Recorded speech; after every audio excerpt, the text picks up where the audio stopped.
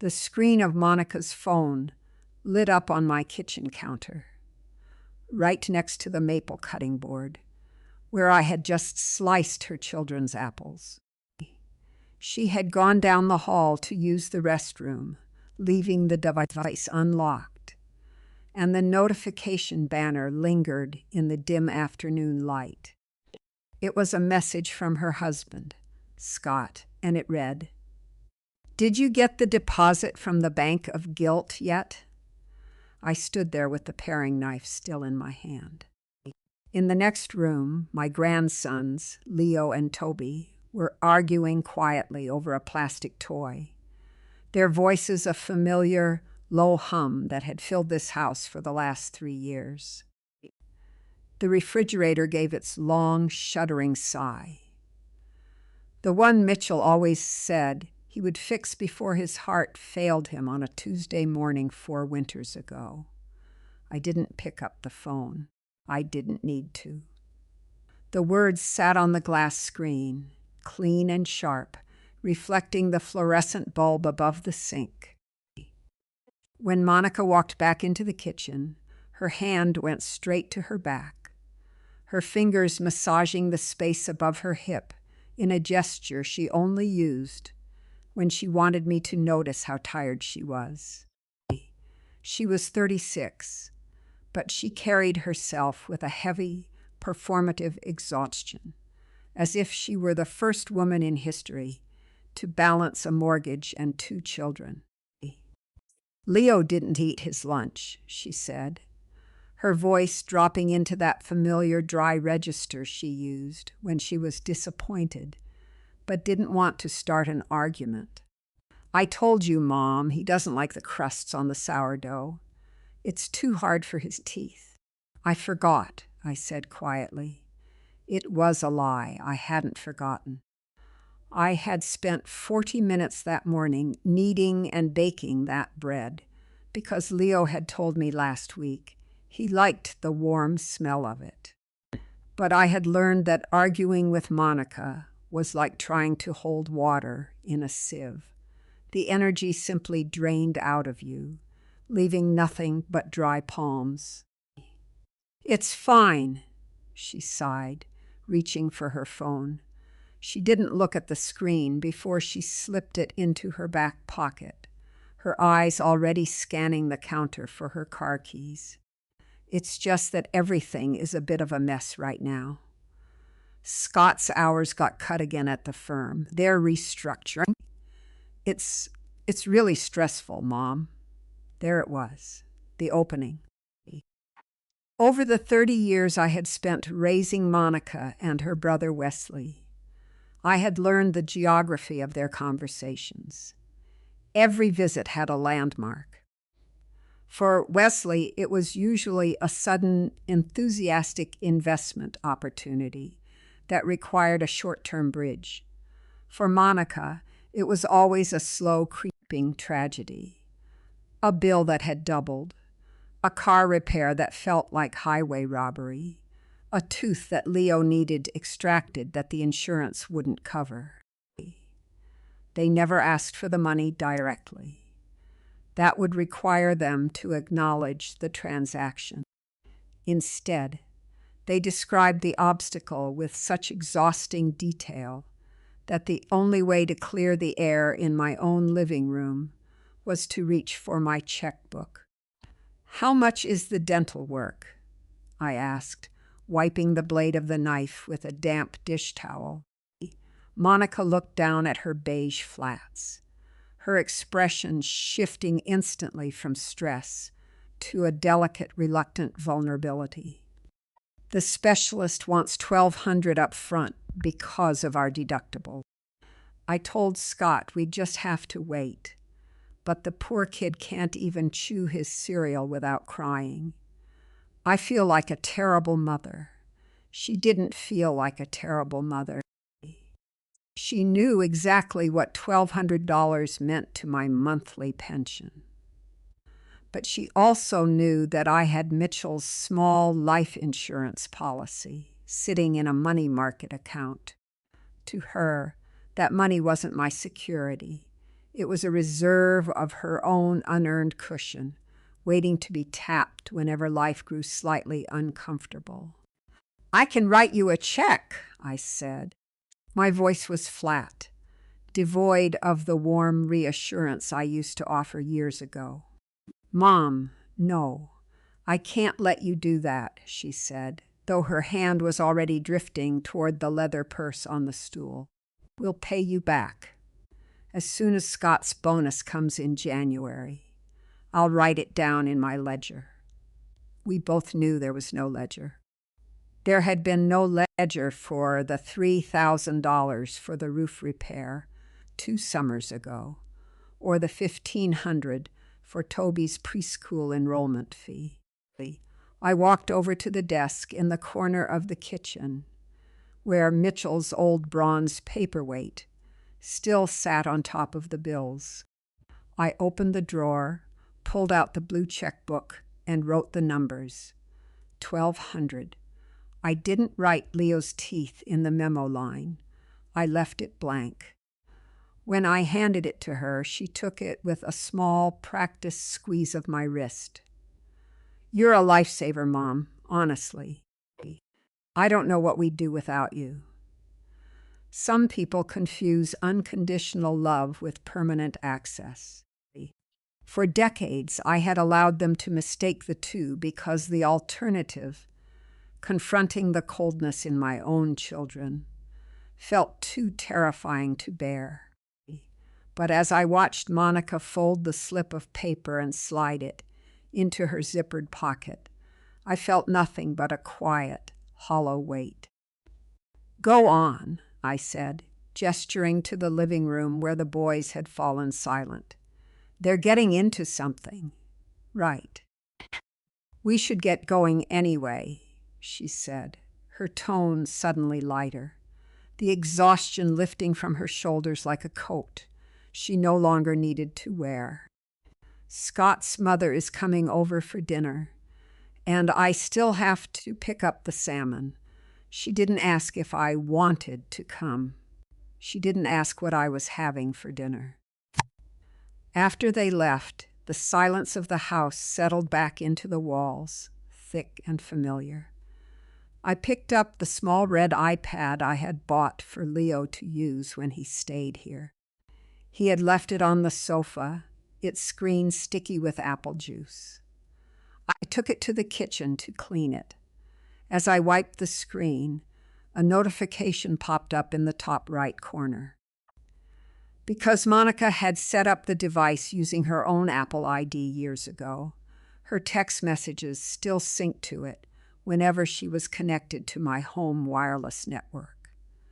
I didn't mean to look, but the screen was already open, and the name at the top of the thread was Wesley's, my son's name.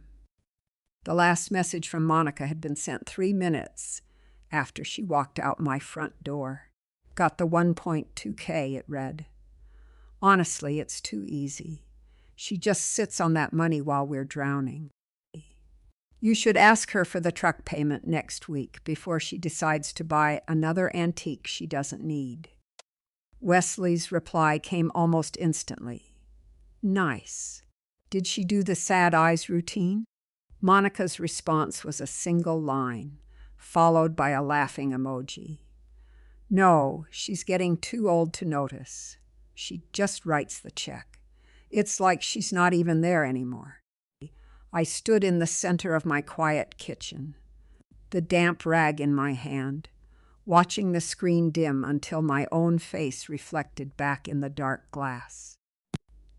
I was 68 years old, and for the first time in my life, I realized that the people I had bled for didn't see a mother when they looked at me.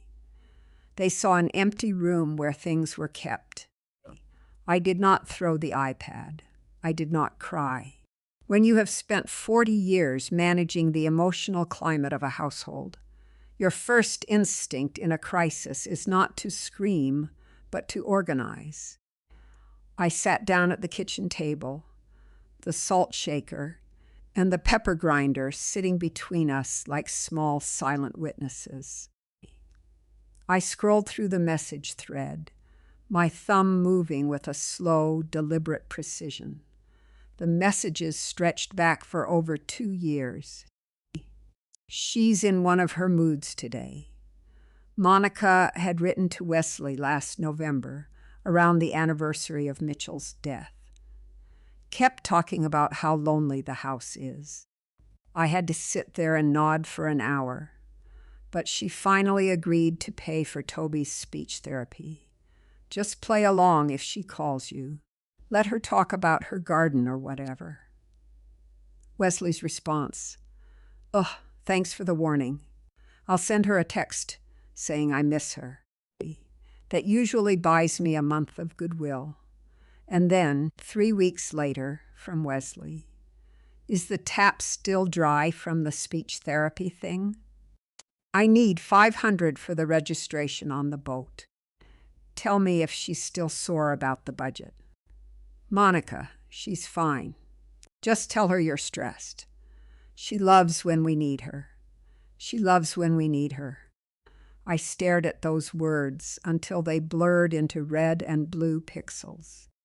I thought of the nights I had stayed awake, my knees aching, staring at the ceiling, and wondering if my children were warm, if they were safe, if they had enough to eat. I had cut my own grocery budget, buying the generic store brands and turning the thermostat down to 62 in the winter, just so I would always have a reserve when the phone rang in the middle of the night. I had thought I was keeping them afloat.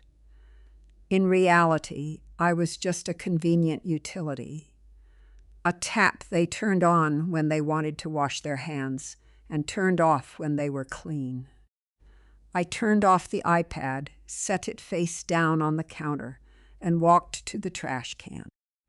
I picked up the sourdough bread I had spent 4 hours baking, the bread with the crusts Leo couldn't chew, and I dropped it into the bag.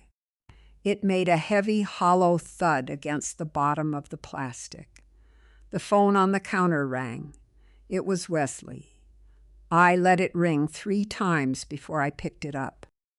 In the past, I would have answered on the first ring, anxious that something had happened to his children, or that his truck had broken down on the highway.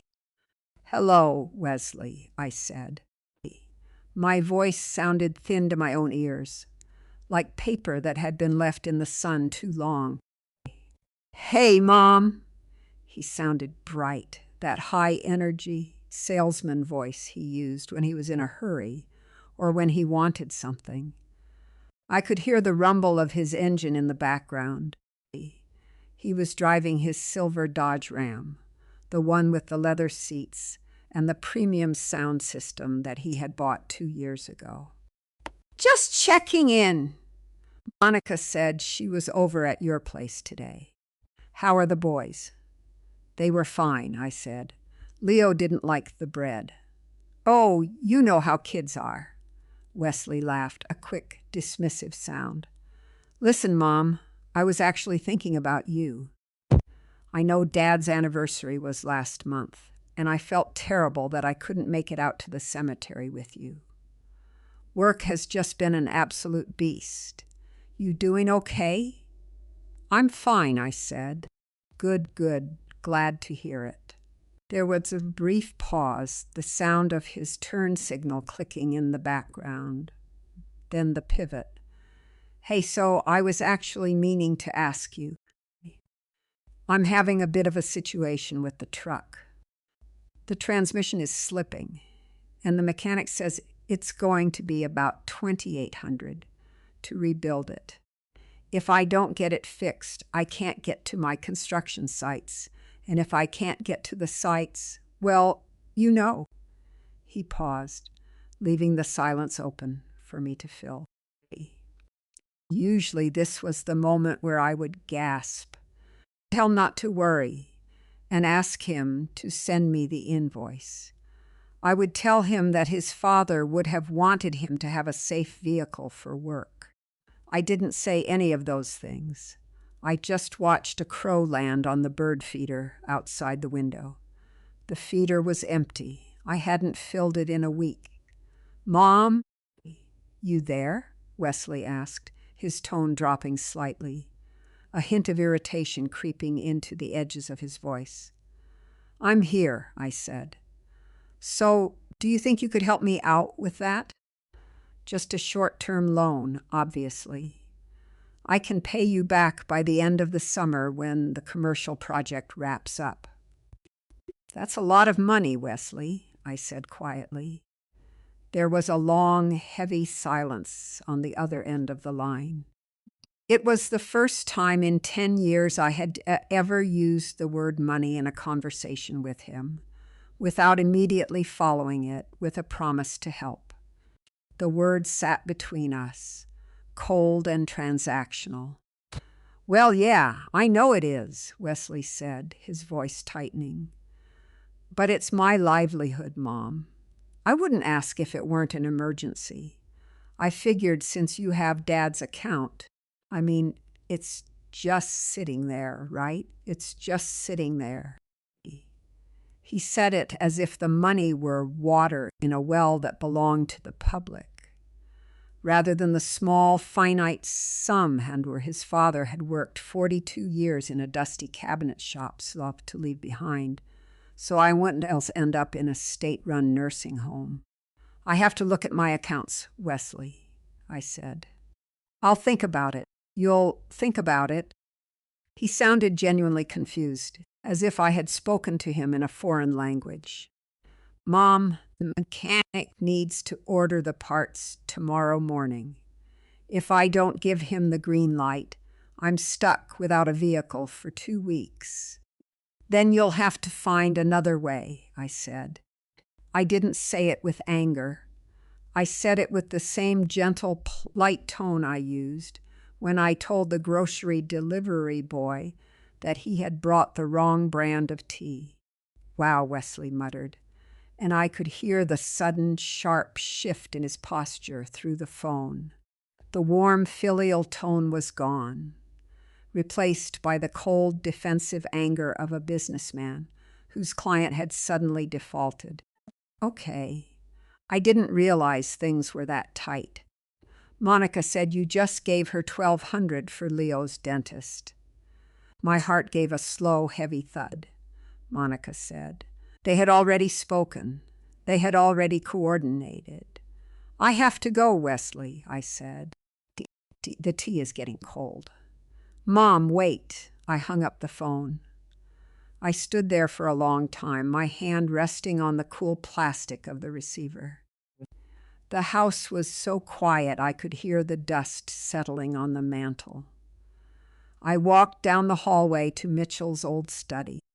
The room had been kept exactly as he left it. His drafting table, his yellow legal pads, his ancient leather chair that still smelled faintly of cedar and tobacco. Underneath his desk was a small, gray fireproof safe. I knelt down, my knees popping in the quiet room, and turned the dial to the combination I had memorized 30 years ago. Inside were the deeds to the house, the car titles, and the statement folders for the 3 bank accounts Mitchell had left behind. I pulled out the black leather binder that contained the statements for the money market account. I sat on the floor, the cold light of the late afternoon spilling through the dusty blinds, and I began to add up the numbers. Not what was in the accounts now. I began to add up what had left them over the last 4 years. The calculator Mitchell had used for our taxes was a gray, solar-powered Casio with faded rubber buttons. I sat on the faded Persian rug in his study, the ledger of my checkbook open in my lap, and began to press the keys. The click of the rubber buttons was the only sound in the room, steady and rhythmic like a second clock. I went back 4 years to the month Mitchell died, October. $2,500 to Wesley for moving expenses. January, $800 to Monica for heating bill arrears. April, $200 to Wesley for tax debt. July, $3,000 to Monica for roof shingles. I scrolled through page after page, my finger tracing the blue ink of my own handwriting. I had written these checks in grocery stores, in the front seat of my car with the steering wheel as a desk, and at this very table while my tea grew cold. Each time I had felt a small, sharp pang of anxiety, followed immediately by the warm, soothing balm of maternal duty. I had told myself that this was what family did. We protected each other. But as the numbers on the small LCD screen grew, the warmth evaporated. The total was $64,800. Mitchell's life insurance had been $100,000. After his funeral costs and the remaining balance on our modest mortgage, I had been left with exactly $82,000 in the money market account. It was meant to be my quiet safety net, the money that would pay for a ramp if my knees gave out, or hire a visiting nurse, so I wouldn't have to beg my children to help me bathe. I had $17,000 left. I sat there on the floor, the paper statement scattered around me like dry leaves. If I had another major house repair, or if my car's engine failed, I would be entirely dependent on the two people who currently referred to me as the Bank of Guilt. The front doorbell rang. It was a sharp, aggressive sound that vibrated through the floorboards. I didn't get up immediately. I carefully gathered the papers, placed them back inside the gray metal safe, and turned the dial. Only then did I walk down the hall to the front door. Monica was standing on the porch. She was holding a plastic container of salmon and roasted asparagus, her face pinched into an expression of intense maternal concern. "Mom," she said, pushing past me into the foyer before I could even greet her. "I tried calling you 3 times. Wesley called me. He was practically in tears. He said you were incredibly cold to him on the phone." She set the plastic container down on the small table in the entryway, right next to the brass bowl where I kept my car keys. She didn't take off her coat. "I was making tea, Monica," I said, my voice quiet. I must not have heard the phone. "Wesley said you told him to find another way to fix his truck," she said, turning to face me.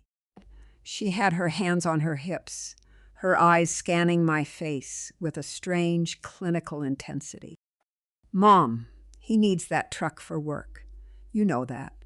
It's not like he's asking for vacation money. He's trying to feed his kids." "I know," I said. "Then why are you being like this?" She stepped closer, her voice dropping into a soft, coaxing tone that felt entirely manufactured. "Are you feeling okay?" "Honestly, Mom, Wesley and I have been really worried about you lately. You've been so quiet. You forgot Leo's bread crusts today, and now you're refusing to help Wesley with a basic emergency. It's not like you. We're worried you might be getting confused." Confused. The word hung in the warm air of the foyer, heavy and toxic. I looked at my daughter's eyes. There was no love in them.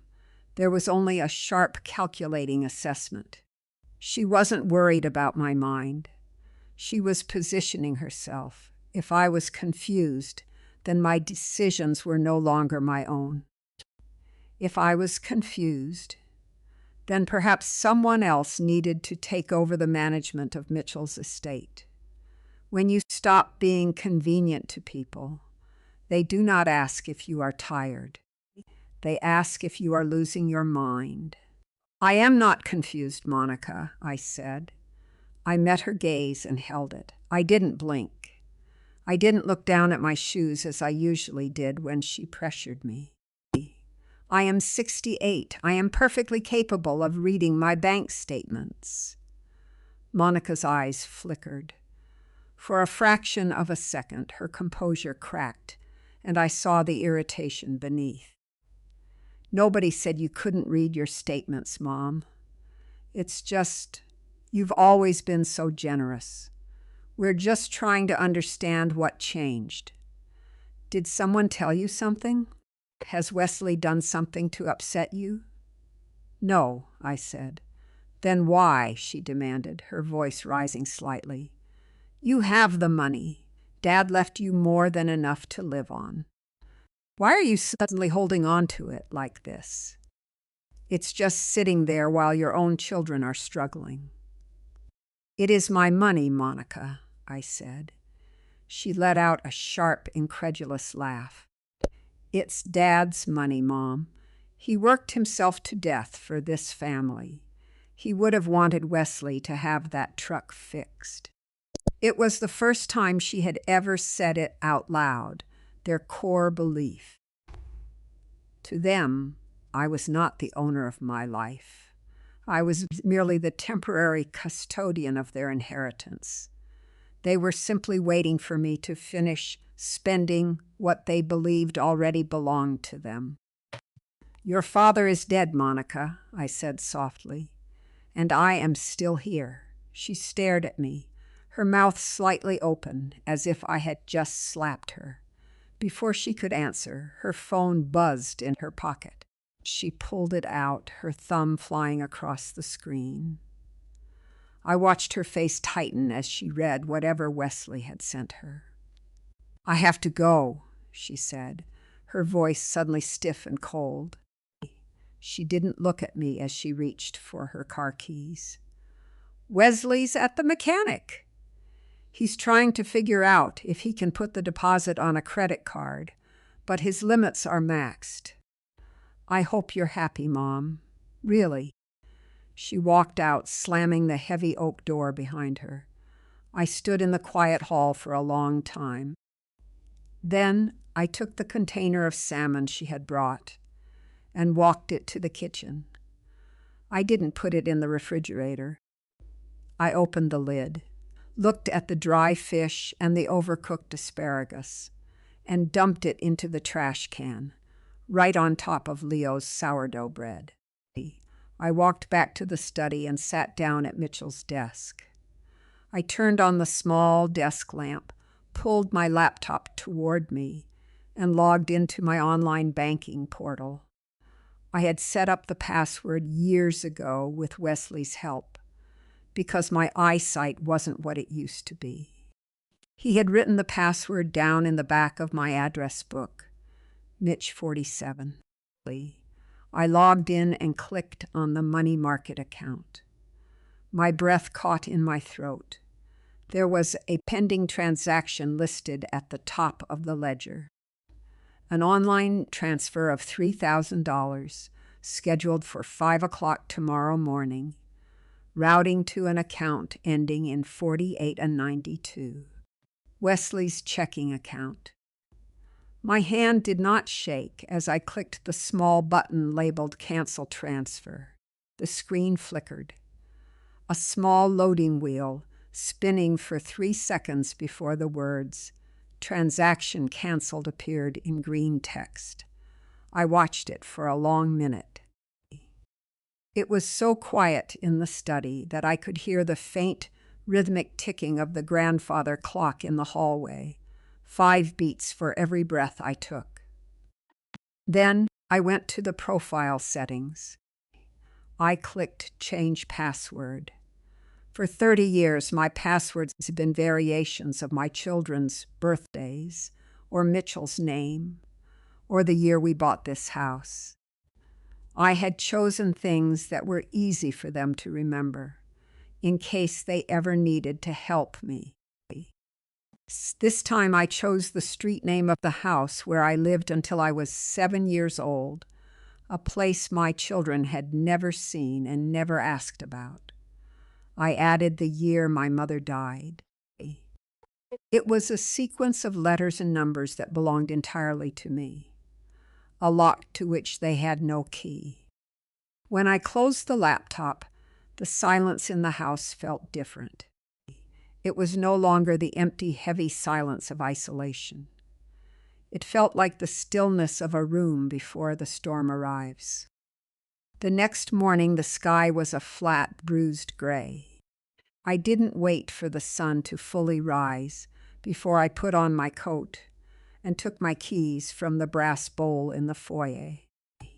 The air outside was damp with autumn mist, clinging to the yellow leaves of the maple tree Mitchell had planted when Monica was born.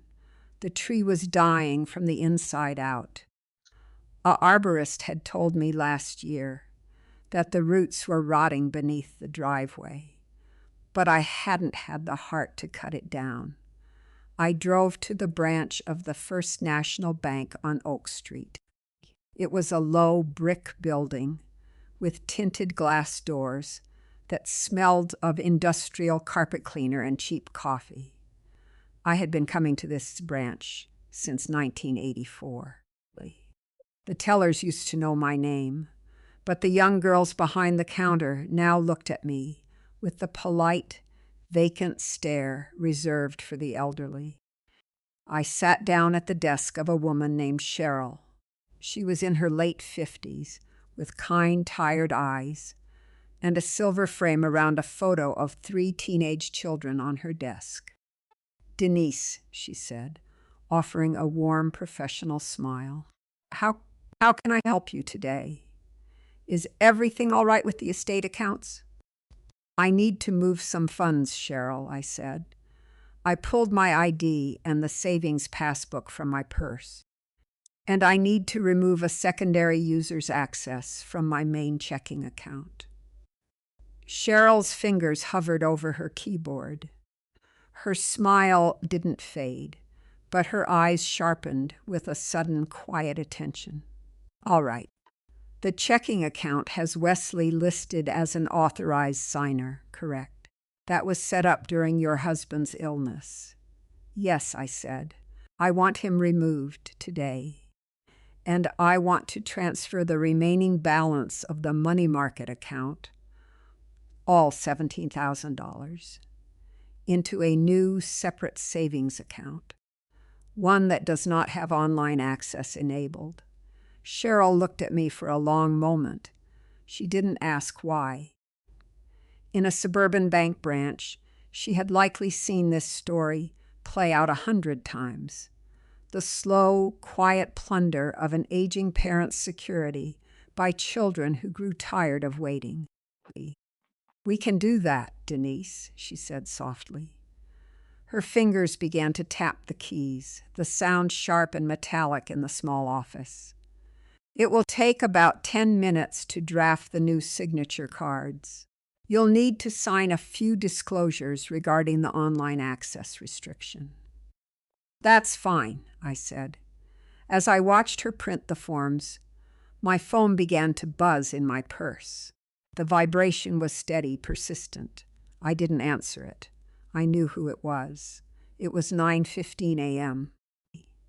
Wesley's mechanic would have called him by now to ask for the deposit, and Wesley would have logged into the portal to check the status of the transfer.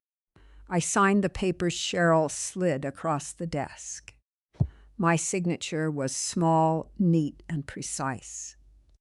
The same script used to sign permission slips, report cards, and the mortgage on the house where my children had grown up. "All set, Denise," Cheryl said, handing me a fresh gray folder with the new account details. "The old online profile has been deactivated. If anyone tries to log in using the old credentials, the system will lock them out immediately and flag it as unauthorized." "Thank you, Cheryl," I said. I walked back out into the cool, damp parking lot. I got into my car, closed the door, and sat in the dark interior. The dashboard clock read 9:43 a.m. The phone buzzed again. This time I pulled it from my purse. There were 4 missed calls from Wesley, 2 from Monica, and a text message from Wesley that had arrived 3 minutes ago. "Mom, what's going on?" "I tried to log into your account to help you with the bill pay, and the password is changed. The bank says the account is locked. Did you get hacked? Call me immediately." I didn't reply to the text. Instead, I pressed the call button on Wesley's name. He answered on the first ring. "Mom, thank God," he breathed, his voice tight with a manic, high-pitched energy. "Listen, don't panic, but I think someone hacked your bank account. The online portal is totally messed up, and that transfer we talked about yesterday, the one for the truck, it's not showing up. I'm at the mechanic right now, and they're threatening to put the transmission back on the floor if I don't pay the deposit." "Did you call the bank?" "I was just at the bank, Wesley," I said. I kept my voice level, my eyes fixed on the windshield wiper blade sitting on the glass of my car. "Oh, okay, great," he said, letting out a sharp sigh of relief. "Did they fix it? Can you reinitiate the transfer?" "I can give you the routing number again if you need it." "I canceled the transfer, Wesley," I said. The silence that followed was absolute. For 5 seconds, the only sound on the line was the faint hum of the highway behind him. The panic in his voice didn't disappear. It froze, solidifying into something cold and sharp. "What do you mean you canceled it?" he asked, his tone dropping an octave. "Mom, we talked about this. I told you it was an emergency." "We did not talk about it, Wesley," I said. "You attempted to take $3,000 from my account without my permission. That is not a loan. That is theft." "Theft?" he hissed, and I could hear the sudden ugly sneer in his voice. "Are you serious right now, Mom? I had the password. You gave it to me." "I was just trying to save you the hassle of doing the online stuff. I was going to call you today to confirm it." "You're seriously accusing your own sons of stealing?" "Yes," I said. "You're losing your mind," he spat. "Monica was right. You're getting paranoid. You're sitting in that big house all by yourself, hoarding Dad's money while your family is struggling. And now you're accusing me of being a criminal? You need help, Mom. Seriously. If you're going to act like this, maybe you shouldn't be living alone." He hung up the phone. My hands were cold on the steering wheel. I sat there, the engine idling quietly, watching the rain start to fall in tiny beaded drops against the glass. My phone buzzed in my hand. It was a text from Monica. "Wesley just called me. He's devastated." "I can't believe you're doing this to us, Mom. If you're having some kind of medical episode or cognitive issue, you need to tell us. We can't just let you ruin your own life and ours because you're confused. I'm coming over tonight with Scott. We need to talk about setting up a guardianship before you do something you can't undo." When I got home, I did not go inside immediately. I sat on the wooden swing on my front porch, watching the rain pool in the low spots of the gravel driveway. The air smelled of wet earth and decaying leaves, a cold, sharp scent that cleared the metallic taste of the bank from my mouth. I took out my phone and dialed a number I hadn't called in years. "Warren," I said when the line picked up. "Denise? Well, hello," a gravelly, familiar voice replied. Warren had been Mitchell's closest friend since their college days, and the attorney who had drafted our wills 30 years ago. He was mostly retired now, spending his days in a small house near the lake. but his mind remained as sharp as a newly honed chisel. "It's been too long. How are those knees holding up?" "They're fine, Warren," I said, leaning back against the damp wooden slats of the swing. "But I need some legal advice, and I need it to stay between us." "Of course." His tone shifted instantly, the casual warmth dropping away into the quiet, attentive gravity of a man who had spent 40 years listening to people's secrets. "What's happened, Denise?" I told him everything. I told him about the $1,200 for Leo's teeth, the $64,000 over the last 4 years, the text messages on the iPad, and the pending transfer Wesley had initiated. I told him about the text Monica had sent me 40 minutes ago. Warren was silent for a long time after I finished. On the other end of the line, I could hear the faint, dry sound of pages turning.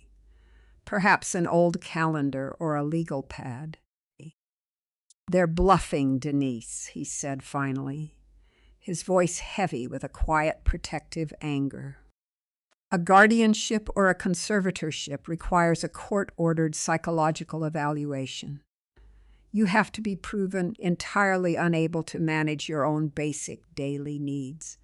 Feeding yourself, dressing yourself, paying your bills. They can't just declare you incompetent because you closed the cash register." "I know," I said, "but they are going to try to intimidate me. Monica and her husband, Scott, are coming here tonight. Scott has a way of talking like he's the only adult in the room." "Don't sign anything," Warren said, his voice dropping into a firm, deliberate register. "No matter what they tell you. If they bring a piece of paper that says temporary or for safety, you do not put a pen to it. You tell them that all legal matters regarding your estate are being handled by my office. If Scott starts pushing, you call me. I don't care what time it is." "Thank you, Warren," I said. "You don't have to thank me, Denise. Mitchell would have skinned them both alive if he were here to see this. You hold your ground." I hung up the phone. I felt a small, cold knot of steel settle in my chest. By 6 o'clock, the rain had turned into a steady, driving downpour that lashed against the kitchen windows. I did not make dinner. I set 3 teacups on the kitchen island, the old white porcelain cups with the small blue cornflowers painted on the rim. One of them had a tiny hairline crack near the handle, but I left it there. At exactly 6:15, headlights swept across the wet glass of the dining room window. A car door slammed, followed by another. Monica and Scott walked into the kitchen without knocking. They shook their umbrellas out on the linoleum floor, leaving small dark puddles near the door. Scott was wearing his charcoal gray wool overcoat, his leather briefcase held firmly in his right hand.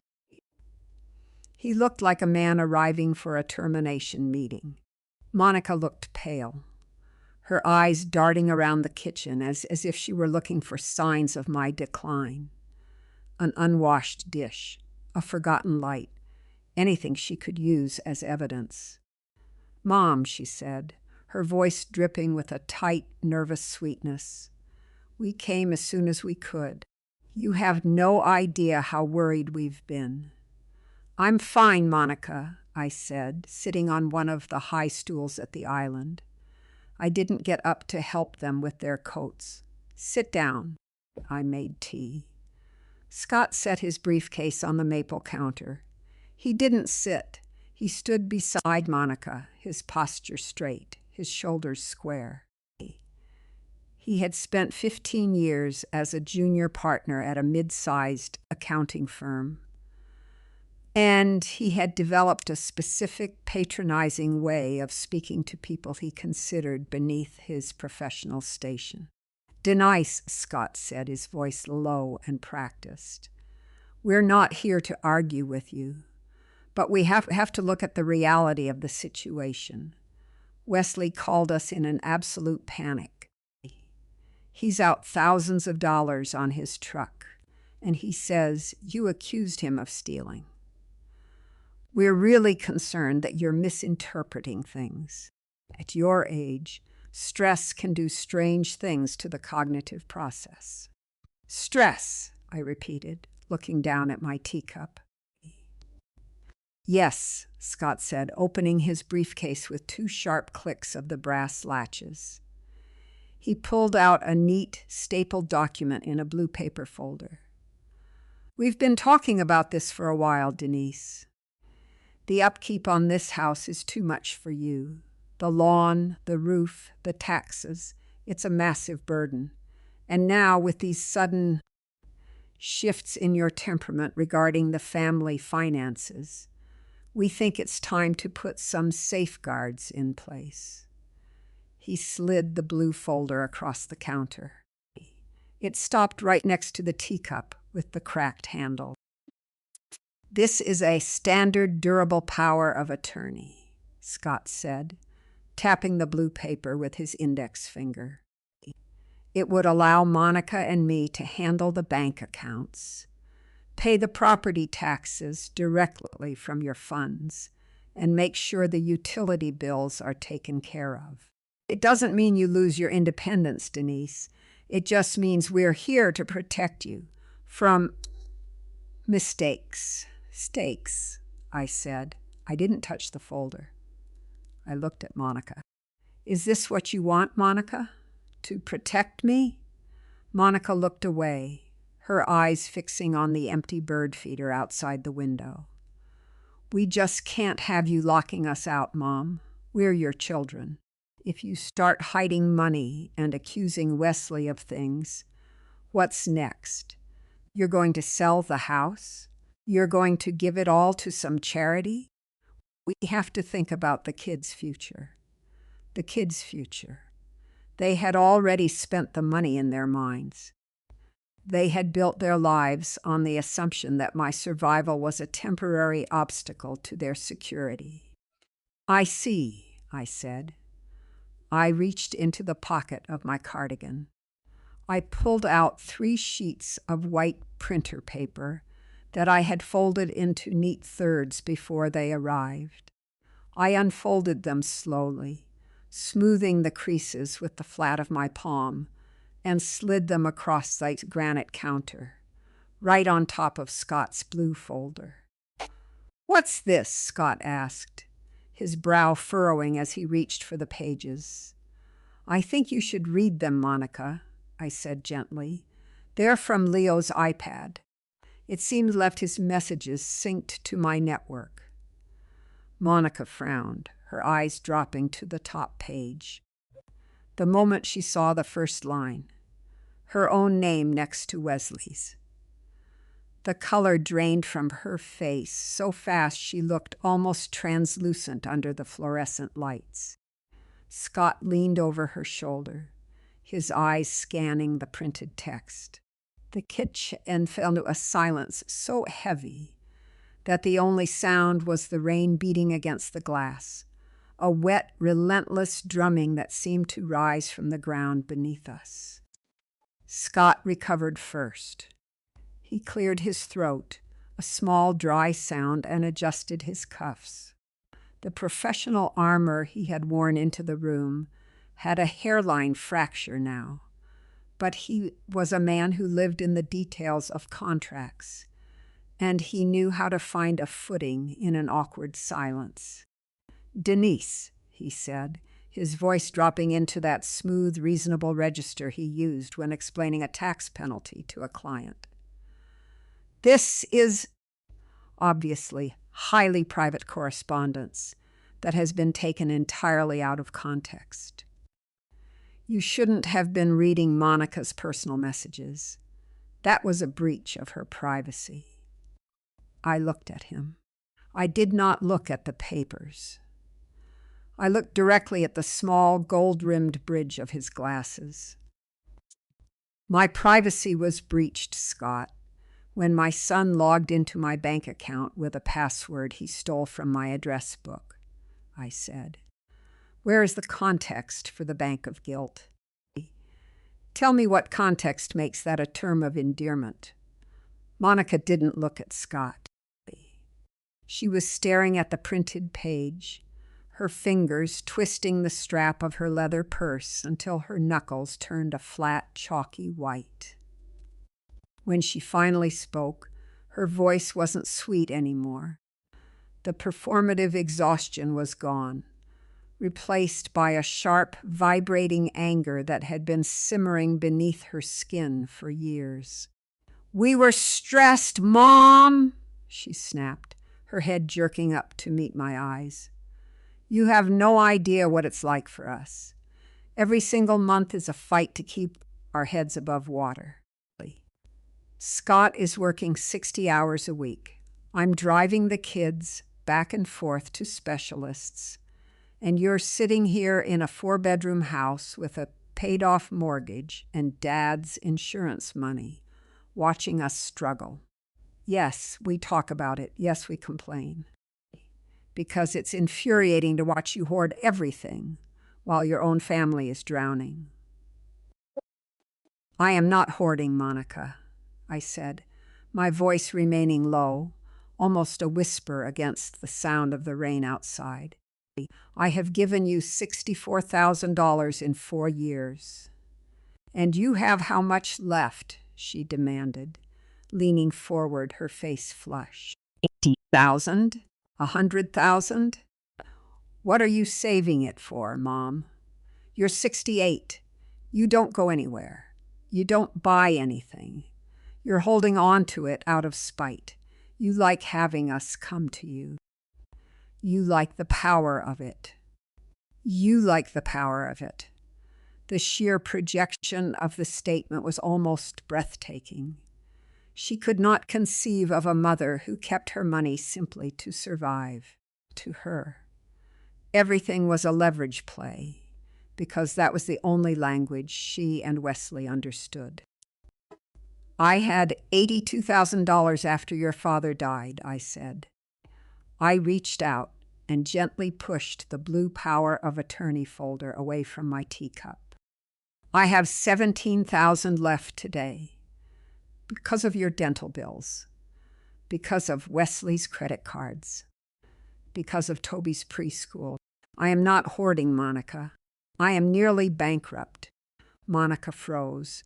Her mouth opened slightly, but no sound came out. Beside her, Scott's eyes darted down to the blue folder, then back to my face, his mind instantly calculating the reality of those numbers. If there was only $17,000 left, the estate was no longer a prize worth a legal battle. It was barely enough to cover a major medical emergency. 17? Monica muttered, her anger faltering, replaced by a sudden cold confusion. That's not. Dad had a policy. He told us he had 100,000. He did, I said. And 45,000 of it went to pay off the home equity loan. You and Wesley convinced him to take out 5 years ago so you could buy your townhouse. Have you forgotten that, Monica? She looked down at her shoes. She hadn't forgotten. She had just filed it away under the convenient ledger of things her parents owed her. Regardless of the balance, Denise, Scott said, his tone shifting from patronizing to a cold, defensive practicality. The point remains that this house is an asset.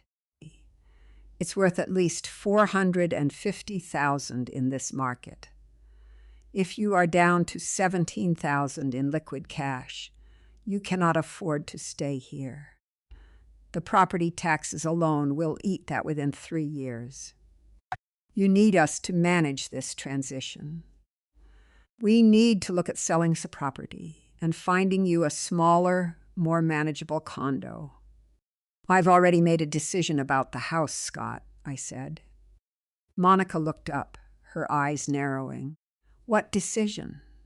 I called Warren this afternoon, I said, letting the name hover in the air. Scott's shoulders stiffened slightly. He knew Warren. He knew Warren was a tiger when it came to probate and estate law. And he knew Warren had no patience for family predators. I am putting the house on the market next week. You're... What? Monica gasped. You're selling this house, our house? It is my house, Monica, I said. Your father and I bought it. We paid for it. And next week it will be listed. I am purchasing a small, one-bedroom cottage near the lake, about 10 minutes from Warren's place. The remaining equity from the sale of this house will be placed in an irrevocable trust. A trust? Scott's voice cracked slightly. Who is the trustee? Warren's firm, I said. The terms of the trust are very specific. The funds are to be used solely for my medical care, my daily living expenses, and my long-term care should I require it. Upon my death, any remaining funds will be donated to the local children's hospital where your father's brother was treated when we were young. Monica stood up so fast her stool scraped against the linoleum with a loud, screeching wail. You're cutting us out, she whispered, her eyes wide with a mixture of shock and sheer, naked betrayal. You're giving Dad's money to a hospital? Over some text messages? You're punishing your own grandchildren because of a private conversation between Wesley and me? I am not punishing anyone, Monica, I said, picking up my teacup. The tea was cold now, but I took a small sip anyway. I am simply doing what you said I was doing. I am removing the stress of managing my assets from your plate. You won't have to worry about my bank accounts anymore. You won't have to worry about the bank of guilt. The tap is dry. Monica stared at me, her chest rising and falling, as she struggled to find an angle, a leverage point, a way back into the fortress she had spent years quietly dismantling. When she realized there was none, that Warren's involvement meant the legal door was shut, and my own quiet resolve meant the emotional door was locked. She reached for the only weapon she had left. If you do this, Mom, she said, her voice trembling with a cold, venomous finality, you don't get to see the kids. I mean it. If you're going to treat us like we're strangers, then you're a stranger to Leo and Toby. You don't get to be their grandmother on the weekends and a landlord during the week. If you sell this house, we are done. That is your choice, Monica, I said. My voice was steady, perhaps even gentler than it had been all evening. I did not cry. I did not plead. I simply sat on my stool, holding the cold porcelain teacup, and looked at my daughter. Monica's face went stiff. She had expected a collapse. For 36 years, she had known exactly which levers to pull to make me bend. She had used her own tears, her husband's passive-aggressive sighs, and, most potently, the existence of her children as currency. She believed that the threat of withholding my grandsons was the ultimate weapon, the one that would make me tear up the printed messages, apologize for my selfishness, and sign the blue folder on the counter. When I didn't move, her mouth twisted into a tight, ugly line. Let's go, Scott, she said, her voice shaking as she grabbed her purse. She's made her choice. We're clearly not welcome here anymore. Scott looked at me for another second, his eyes cool and professional once more, assessing the wreckage of his plan. He didn't say goodbye. He picked up his briefcase, zipped his leather folder inside, and followed Monica out into the hall. The heavy oak front door opened. letting in the wet, roaring sound of the autumn rain, and then slammed shut. The house fell into a silence so deep it felt physical, like a thick coat of dust settling over the furniture. I did not go to bed. I sat at the kitchen counter until the grandfather clock struck midnight. Then 1, then 2. At some point, the rain stopped, leaving only the slow, rhythmic drip of water from the clogged gutters onto the gravel below. I felt a strange, quiet expansion in my chest. For years, I had lived with a constant, low-grade terror of this very moment. The moment my children would finally look at me with raw, undisguised contempt and walk out the door. I had spent thousands of dollars, thousands of hours of unpaid labor, and my own emotional health to prevent it. But now that it had happened, the air in the kitchen felt lighter. The world had not ended. The roof had not fallen in. I was still sitting in my chair, and the kitchen was still warm. The next morning, the sky was a pale, clear blue, the wash of the storm leaving the yellow leaves on the lawn looking bright and clean. I did not wait for the real estate agent, Arlene, to arrive before I started. I went down to the basement and brought up 4 large, empty cardboard boxes that Mitchell had kept near his workbench. I set them on the dining room table, where we had hosted 30 years of Thanksgiving dinners, and I began to pack. I started with the dining room cabinet. I wrapped the silver-plated serving dishes in yellowed newspaper. I wrapped the crystal glasses we had received for our wedding in 1978. As I placed each piece into the cardboard, I felt a sense of relief, as if I were slowly peeling away layers of skin that had grown too tight. At 2 o'clock in the afternoon, the quiet was shattered by the loud rumbling roar of a diesel engine in the driveway. I did not need to look out the window to know it was Wesley's truck. The silver Dodge Ram came to a halt right outside the dining room window, the engine idling with a heavy metallic vibration that rattled the crystal still sitting on the sideboard. A door slammed. A moment later, the front door burst open. Wesley didn't knock. He still had his key, and he used it with the aggressive familiarity of a man who believed he owned the threshold. He marched into the dining room, his boots leaving wet, muddy tracks across the Persian rug I had vacuumed that morning. He was wearing his dirty work canvas jacket, his face flushed, and his brow furrowed into a dark, heavy scowl. "What the hell is this, Mom?" he demanded, pointing a thick, calloused finger at the cardboard boxes on the table. "Monica called me last night. She said you're selling the house.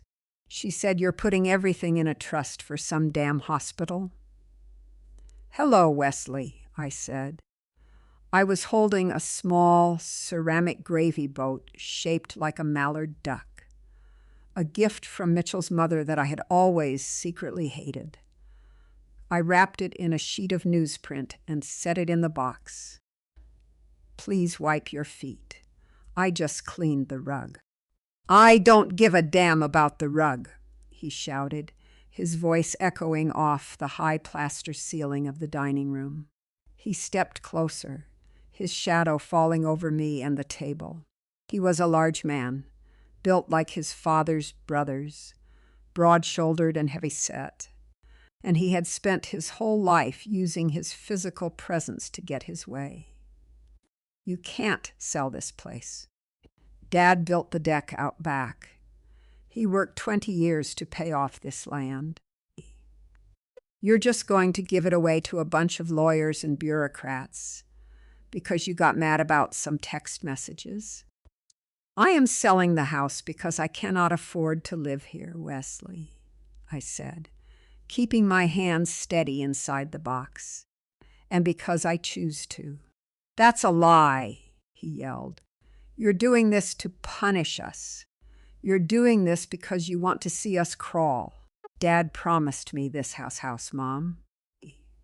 The night before he died in the hospital, when you went down to the cafeteria to get a coffee, he looked at me and said, Wes, look after your mother.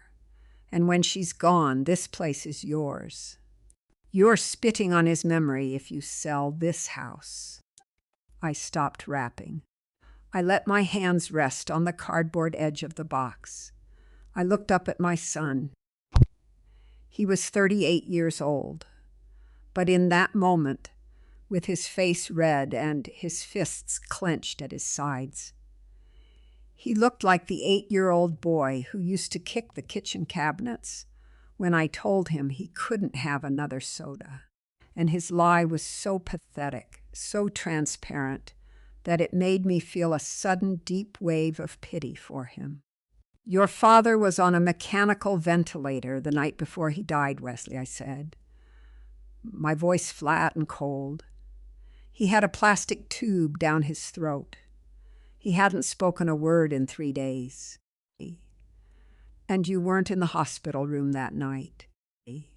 You had gone to the local sports bar to watch the playoffs, and you didn't return my calls until the doctors had already turned off the machines. Wesley's mouth fell open. His chest rose and fell, his face turning an even darker shade of purple as the ground beneath his lie gave way. He looked around the room, his eyes wild, searching for another weapon, another way to hurt me into submission. His gaze landed on the cardboard boxes, specifically on a smaller, heavy box sitting near the sideboard, labeled in my neat black marker, Mitchell's Tools. Fine, Wesley sneered, stepping toward the box. If you're going to be a cold-hearted bee, then I'm taking what's mine. Dad's premium socket set and his Winchester rifle are in the garage. I'm taking them today. They're mine. You don't get to sell his things. He reached for the garage key that hung on a small hook near the dining room door. I stepped between him and the door. I did not move quickly, but I stood firm, my shoulder pressing against the wooden frame of the pantry. If you touch those keys, Wesley, I said, I will call the police. Wesley stared at me, his hand hovering inches from the brass key hook. In his mind, I was still the woman who had spent 40 years smoothing over his rough edges, the mother who had quietly paid his speeding tickets, lied to his father about his college grades, and cooked his favorite pot roast whenever he came home with a bruised ego. He expected me to flinch. He expected the threat of his anger to make me step aside as it always had. But I did not move. I looked at the small, broken vein in the corner of his left eye. I looked at the grease under his fingernails. You wouldn't do that, he muttered, though his voice had lost its booming, aggressive edge. You wouldn't call the cops on your own son. Try me, Wesley, I said. My phone was already in my hand, the screen dark but ready. We stood there for 5 seconds, the silence between us so thin and sharp, it felt like a wire drawn tight. Slowly, his hand dropped to his side.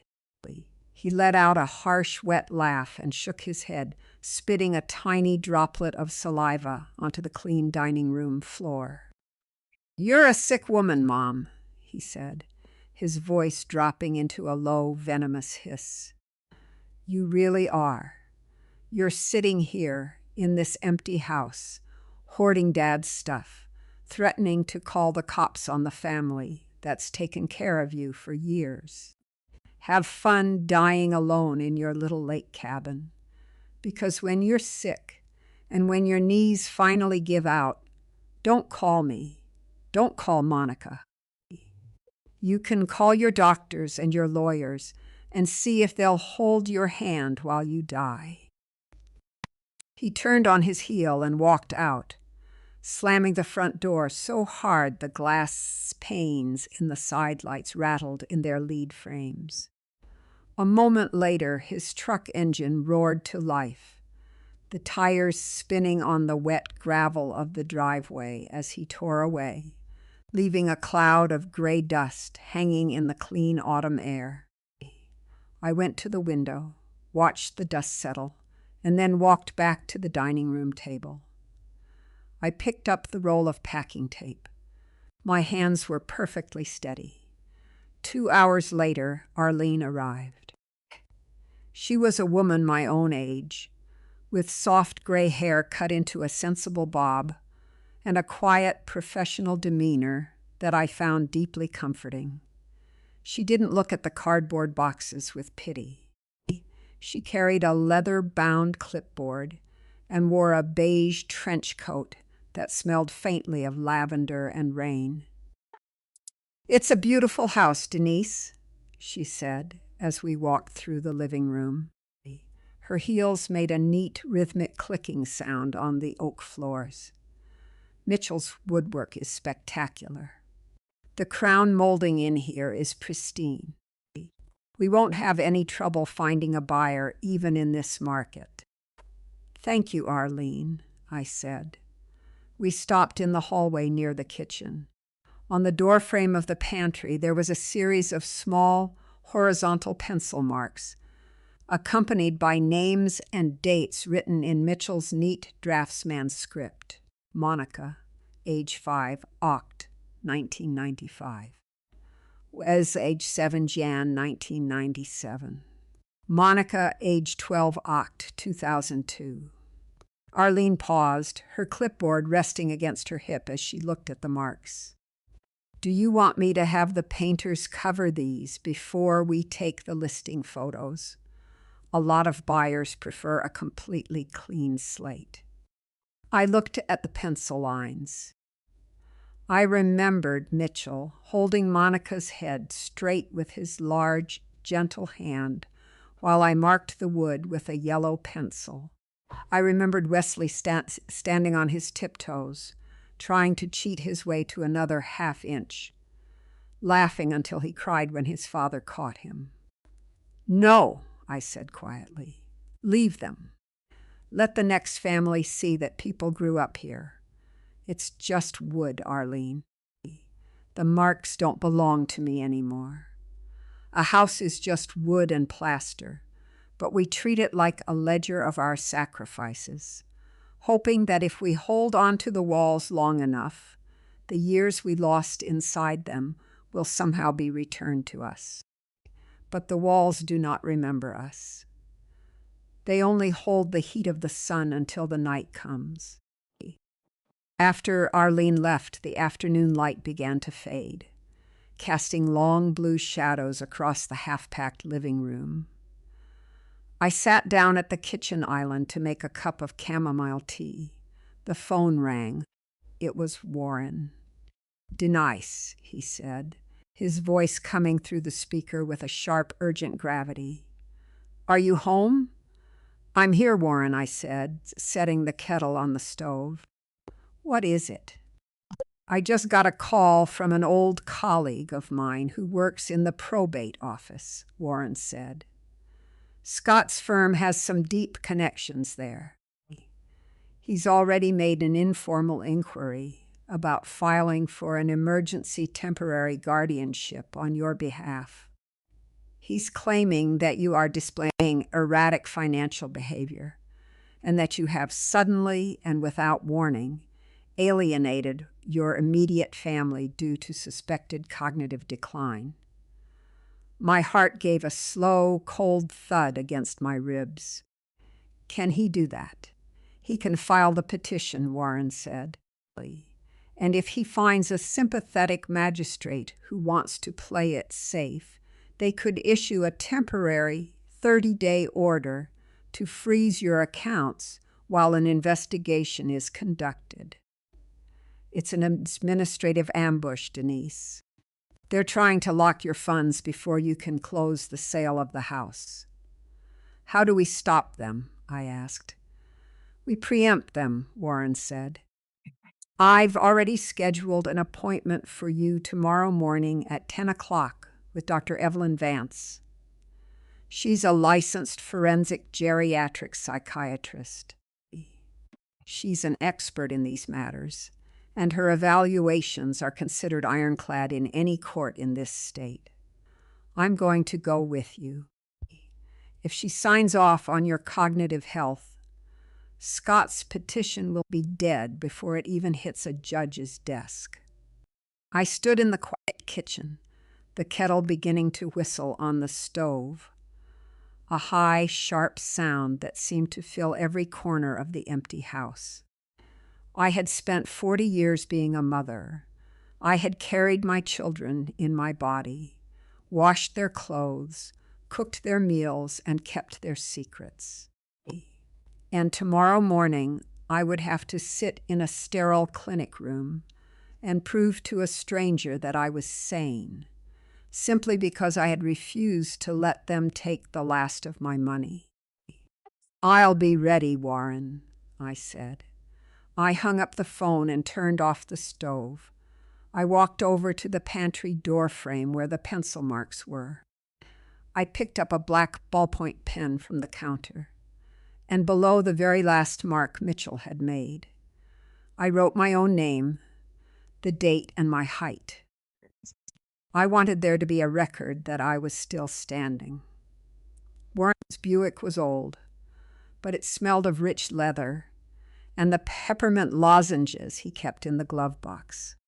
He drove with both hands on the wheel, his eyes fixed on the gray highway as the morning mist began to rise from the fields. Vance is a good woman, Warren said, his voice a low, reassuring rumble over the hum of the tires. She's not one of those corporate doctors who rushes you through the door. She spent 15 years as a court-appointed evaluator. She knows how to spot a setup.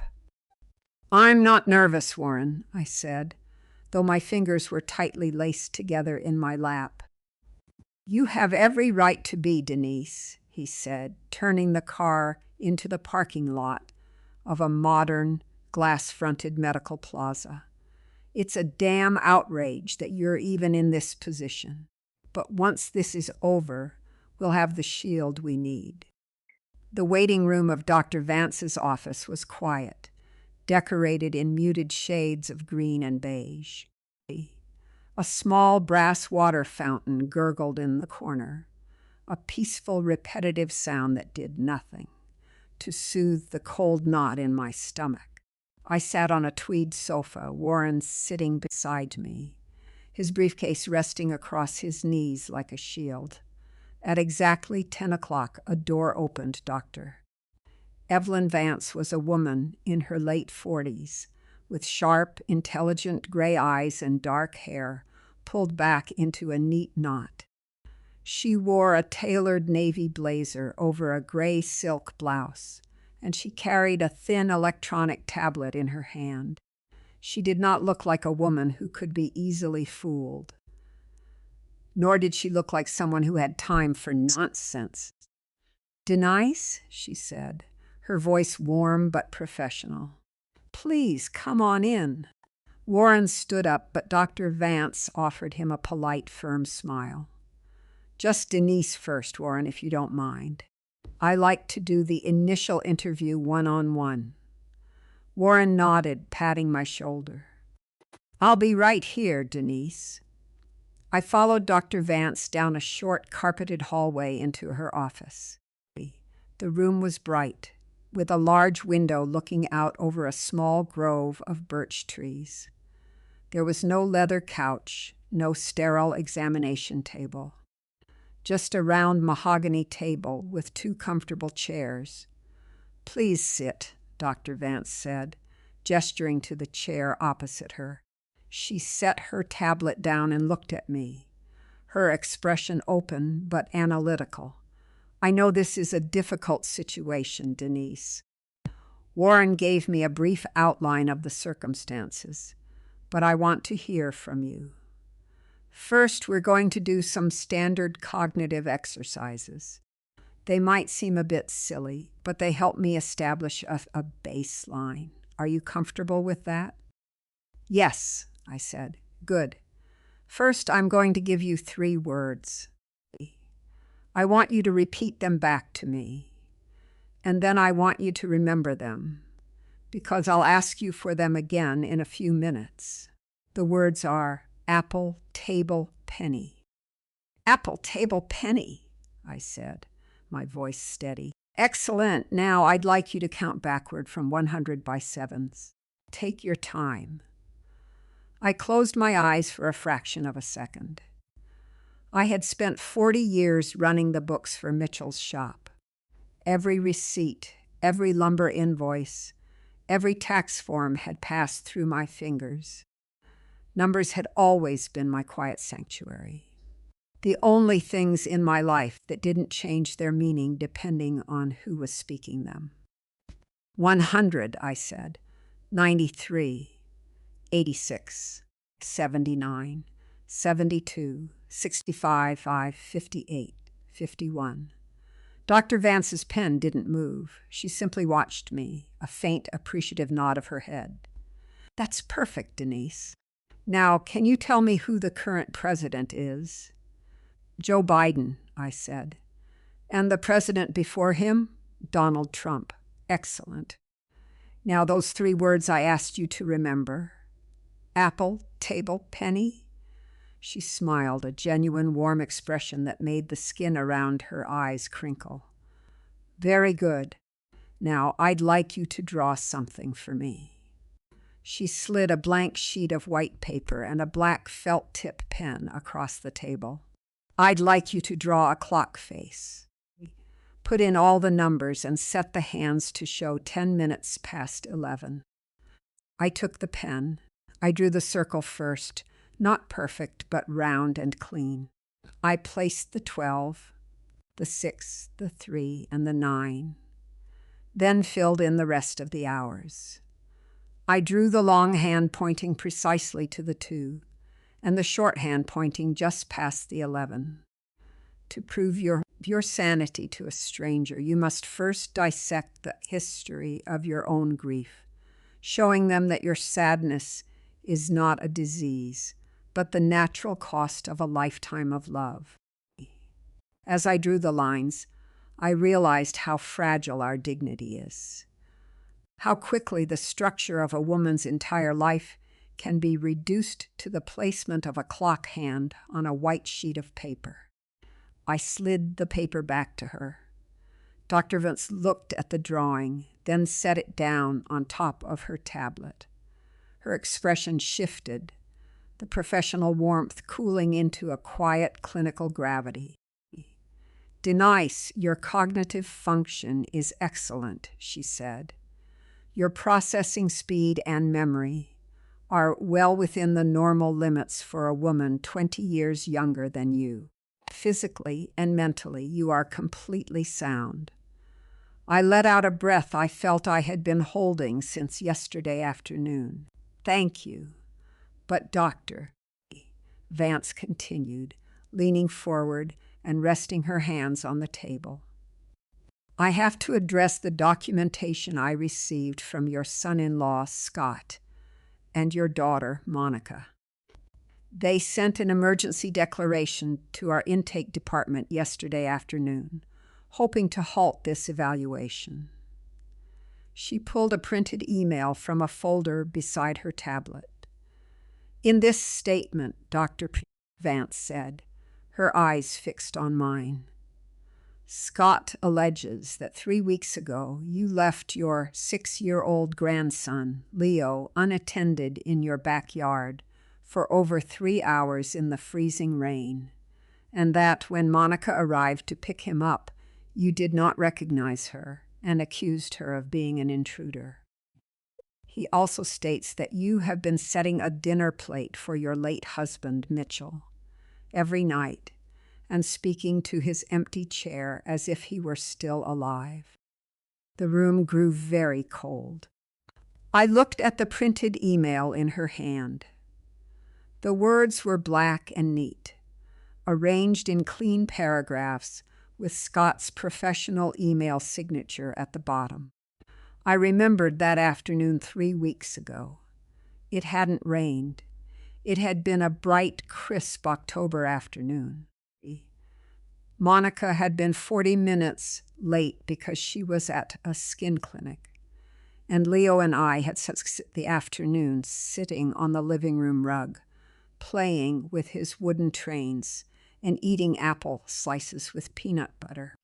And as for Mitchell's plate, I had packed away his favorite blue ceramic plate 2 days after his funeral. I had never set a place for him since. They had not just lied. They had taken my grief, my memories, and my love for my grandson, and they had twisted them into a story of a mad woman who belonged in a locked ward. Dr. Vance was watching me closely.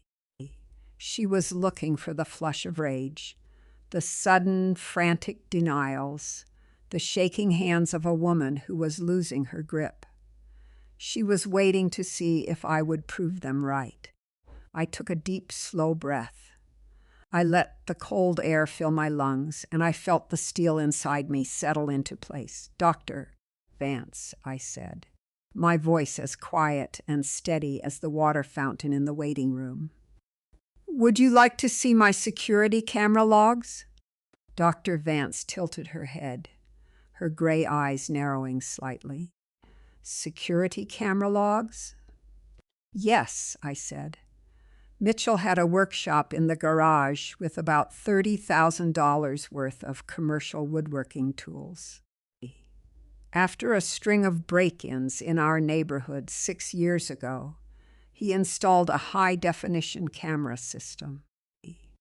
There's one on the front porch, one over the garage door, one in the backyard, and one in the kitchen hallway facing the back door. They record 24 hours a day, and the files are saved to a cloud server. I still pay the $40 annual subscription. I pulled my phone from my cardigan pocket. My fingers were cold, but my hand was steady as I tapped the blue icon for the security app. I scrolled back through the calendar to October 14th, the date Scott had specified in his email. I set the phone on the mahogany table between us and pressed play. The screen showed my kitchen. The afternoon sun was streaming through the window, throwing bright, square patches of light onto the linoleum floor. On the screen, Leo was sitting on a stool at the kitchen island, his little legs swinging back and forth. He was eating mussel slices from a blue plastic plate, while I sat beside him, turning the pages of a picture book about trains. "The outdoor camera for the same hour," I said, tapping the screen to switch the feed to the backyard. The backyard was dry. The grass was pale green, dusted with yellow maple leaves. There was no rain. There was no child locked outside. I switched the feed back to the kitchen and fast-forwarded to 4:15. The screen showed Monica walking through the back door. She was wearing her beige trench coat and carrying a white shopping bag from an upscale boutique. On the video, I stood up, walked over to her, and gave her a small, brief hug. She smiled, took Leo by the hand, and they walked out together. Dr. Vance watched the screen. She didn't look away until the video ended, and the screen went black, reflecting the quiet, sterile light of her office. She let out a long, slow breath and set her silver pen down on the table with a soft click. "The most dangerous thing you can do to a liar is preserve the quiet, unremarkable truth," she said, her voice dropping into a tone that was no longer clinical, but deeply personal. "Because lies require constant maintenance. while the truth simply sits in the dark, waiting for the lights to be turned on. I have the logs for the entire month, Dr. Vance, I said. I can show you every day my grandson stayed with me. I can show you that I have never set a plate for my husband since the week he died. I can show you my life, Doctor. Vance pulled her tablet toward her and began to type. The sound of her fingers tapping the screen was fast and sharp, like the sound of dry leaves clicking against a window pane. I am writing my official evaluation now, Denise, she said, her eyes fixed on the screen. I am certifying that you are entirely of sound mind, with no cognitive, memory, or processing deficits. Furthermore, I am including a formal addendum stating that I have reviewed objective, time-stamped video evidence that directly contradicts the allegations of cognitive decline submitted by your family. I will note that these allegations appear to be fraudulent and motivated by external, non-clinical factors. She looked up at me, her gray eyes fierce and protective. This report will be sent to Warren's office in 20 minutes. He will file it with the probate court clerk by noon. If your son-in-law attempts to file his petition for guardianship, the judge will throw it out before Scott can even finish his opening statement. And frankly, if I were Warren, I would advise you to file a harassment suit. I don't want to sue them, Dr. Vance, I said quietly, reaching for my purse. I just want them to leave me alone. I understand, she said softly. But sometimes, Denise, the only way to make people leave you alone is to show them that you have the power to destroy them and that you are simply choosing not to. 10 minutes later, Warren and I walked out of the medical plaza into the bright, cold November air. Warren was practically beaming, his leather briefcase tucked under his arm like a trophy. "We did it, Denise," he said, opening the passenger door of his Buick for me. "The psychiatric report is ironclad. Scott's little legal ambush is dead in the water. We have the listing agreement signed for the house, and the trust documents are ready for your signature tomorrow. You're safe." "Thank you, Warren," I said, leaning my head back against the warm leather seat. I felt a deep, heavy exhaustion wash over me, a physical fatigue that made my bones feel like lead. "I just want to go home and sleep." "Of course," he said, starting the engine. "You've had a hell of a 2 days. Go home, get some rest, and I'll see you tomorrow morning to finalize the trust." He dropped me off at my driveway at 1 o'clock. The sun was high and bright, but the air was cold, carrying the sharp, crisp scent of the coming winter. I walked up the gravel path, my keys jingling in my coat pocket. But as I reached the side porch, I stopped. Something was wrong. The heavy brass padlock that Mitchell had kept on the double doors of his workshop garage was not hanging from the latch. It was lying in the dirt near the gravel path, cut entirely in half. The silver metal of the shackle was bright and clean where the bolt cutters had sliced through it. My heart gave a sharp, painful squeeze. I pushed the heavy wooden doors of the workshop open. The space was empty. The large yellow DeWalt table saw that Mitchell had polished every Saturday morning was gone, leaving a clean, square patch on the dusty concrete floor. His premium socket sets, his Japanese hand chisels, his electric routers, and the antique wooden tool chest his father had given him in 1965, all gone. Even the gun cabinet in the corner, where he kept his old Winchester rifle, had been pried open with a crowbar. The glass shattered into 100 tiny glittering pieces on the floor. I walked into the center of the dusty, silent room. On Mitchell's old wooden workbench, right next to the empty space where his drill press used to sit, was a small, torn piece of yellow-lined paper. It was weighed down by a single rusty bolt. I picked it up. The handwriting was Wesley's, large, messy, and aggressive. "You wanted to call the cops on me?" it read. "Go ahead. I took what's mine. Let's see if you actually have the guts to put your own son in jail." I did not drop the paper. I did not scream. And I did not run to my car to chase him. I stood in the center of the empty workshop, the smell of dried pine, and WD-40 still hanging in the cold, still air. The shattered glass of the gun cabinet lay scattered across the concrete floor like salt, reflecting the pale winter light coming through the high transom windows. Wesley had spent 38 years believing that my motherhood was a shield behind which he could hide from the consequences of his life.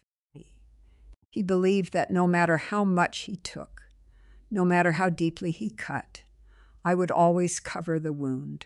He had written that note because he was certain that the shame of putting her own son in jail would be too heavy for a 68-year-old widow to bear.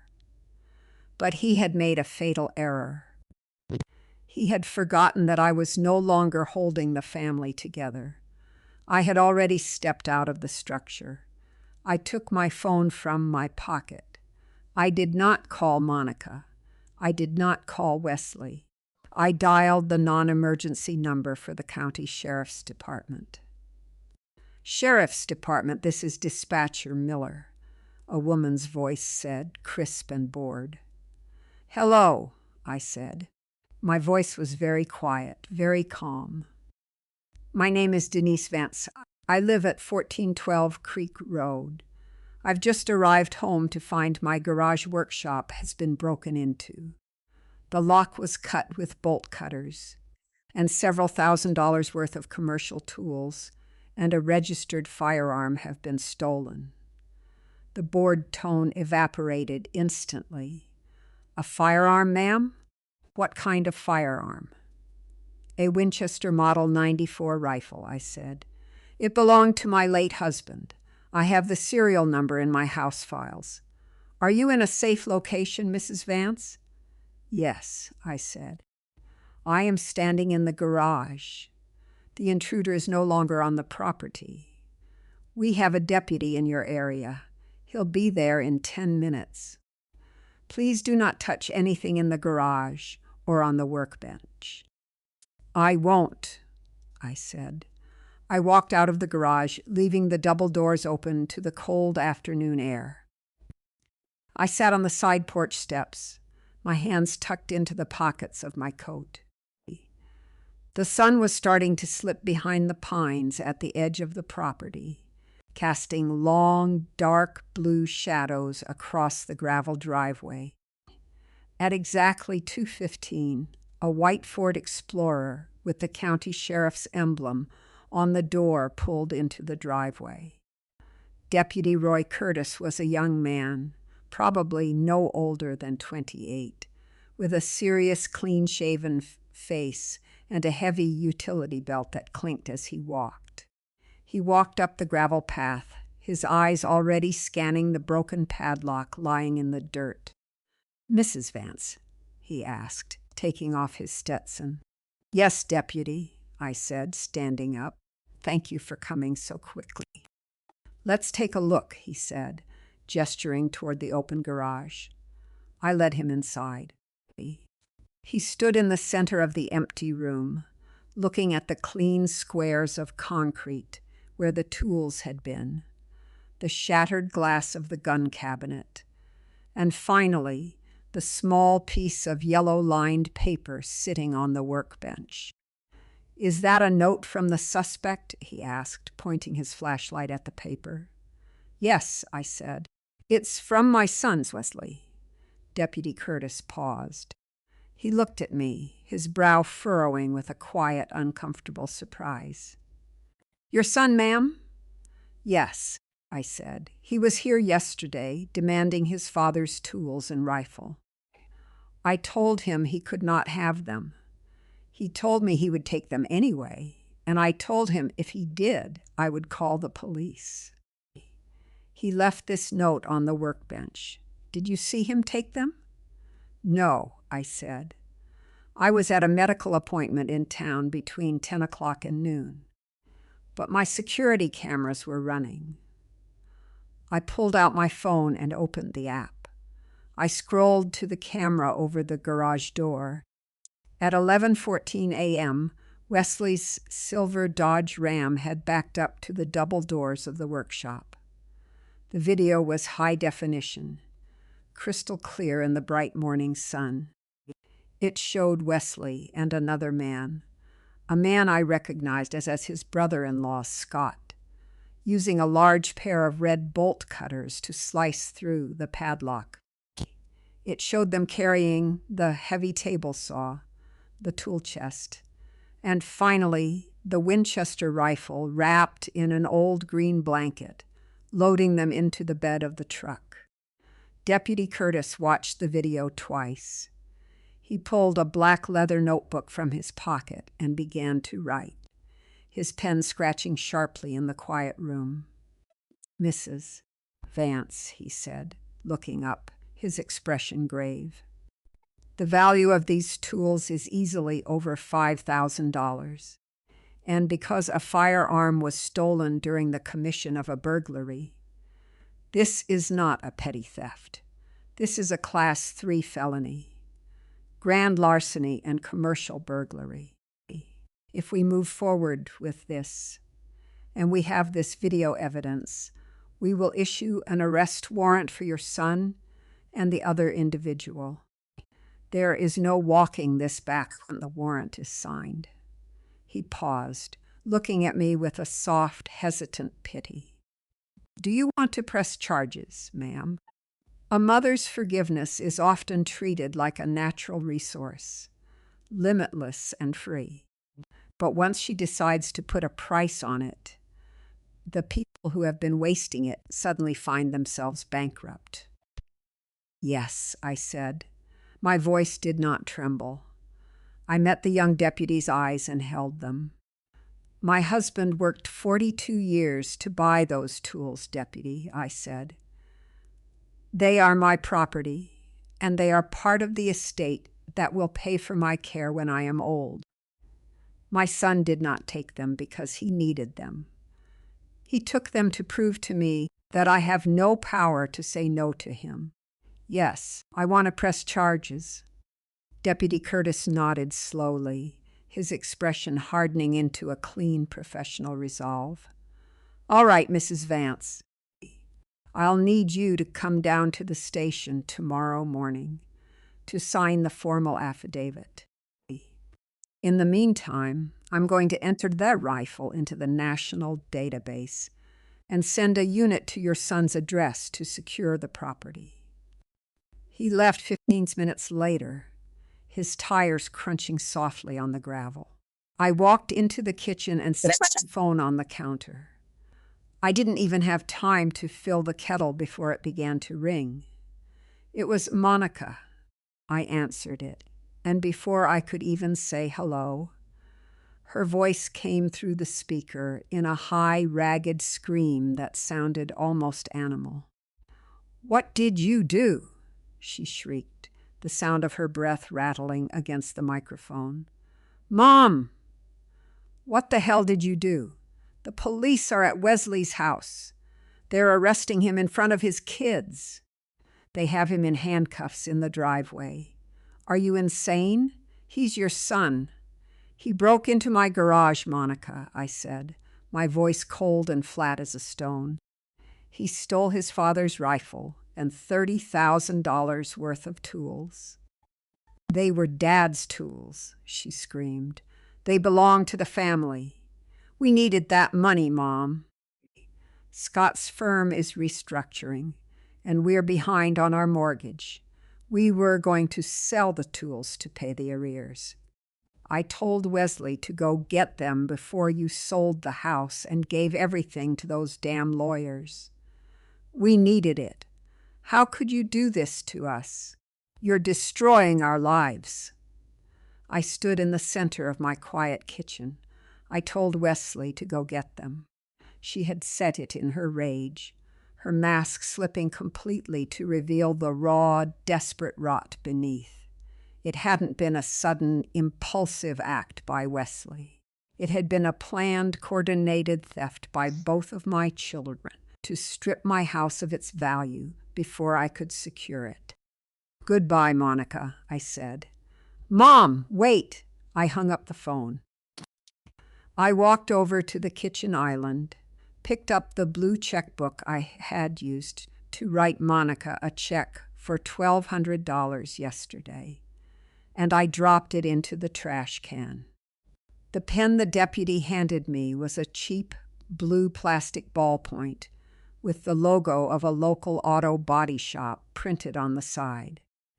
I held it over the white paper of the formal affidavit, the ink sitting in a small dark bead at the tip of the nib. "Sign at the bottom of page 2, Mrs. Vance," Deputy Curtis said, his voice quiet in the small glass-walled interview room, and then initial the bottom of the first page. Warren stood behind my chair, his hand resting lightly on my shoulder. His presence was a steady, warm weight, but the air in the sheriff's station felt thin, smelling of stale coffee, wet raincoats, and floor wax. I wrote my name, Denise L. Vance. I did not pause. I did not look at the door, hoping that my children would burst through and stop me. I wrote the letters clearly, the blue ink sinking into the cheap white paper, sealing the state's case against my son. "Thank you, ma'am," Deputy Curtis said, sliding the papers into a yellow manila folder. "The warrant has already been processed. Your son is currently being held at the county jail. Arraignment is scheduled for tomorrow morning at 9. The other suspect, Scott Miller, has been contacted by his attorney and is expected to surrender himself by noon."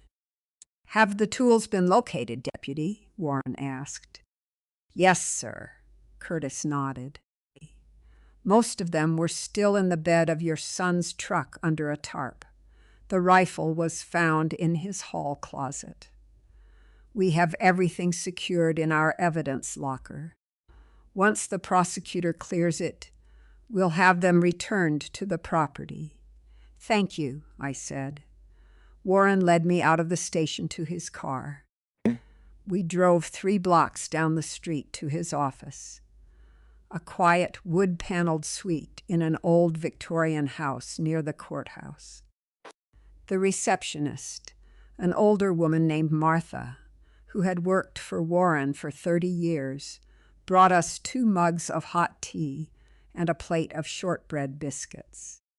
"All right, Denise," Warren said, sitting behind his desk and spreading 3 thick cream-colored documents before me.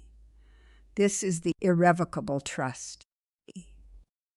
Once you sign this, the house and all of your remaining liquid assets, including the $17,000 currently in your savings account and the future proceeds from the sale of the house, will be legally transferred to the trust. You will no longer own them. The trust will own them, and my firm will act as the trustee to manage them for your benefit." He looked at me over the rim of his reading glasses, his expression grave. "You understand that once this is done, you cannot change your mind? Even if Wesley and Monica apologize, even if they are in desperate financial need, you cannot access these funds to give to them. The legal door will be locked, and the key will be held by a third party." "I understand, Warren," I said. I picked up his heavy black fountain pen and signed the documents. The ink was dark and thick, drying to a rich charcoal gray on the heavy paper. With those signatures, I officially dismantled the bank. I took away the only reason they had ever called me, the only reason they had ever brought their children to my house, the only reason they had ever tolerated my presence in their lives. I was no longer a resource. I was just an old woman who lived near the lake. We finished the paperwork at 11:30. Warren walked me down the stairs to the parking lot behind his office. The sky was a heavy, leaden gray, a cold wind rattling the dry oak leaves against the brick walls of the building. But as we reached my car, a shadow detached itself from the side of the building. It was Scott. The arrogant, polished son-in-law who had stood in my kitchen 12 hours ago with a leather briefcase was gone. He wasn't wearing his charcoal gray overcoat. He wore a wrinkled blue dress shirt with no tie, the collar open and his hair messy, sticking up in wild tufts in the wind. His eyes were bloodshot, surrounded by dark purple circles, and his hands were shaking so hard he had them shoved deep into the pockets of his slacks. "Denise," he gasped, stepping toward us, his voice hoarse and desperate. "Please, you have to listen to me." Warren stepped in front of me, his posture instantly hardening. "Scott, stay back. You are currently facing felony charges, and you are represented by counsel. You should not be speaking to my client."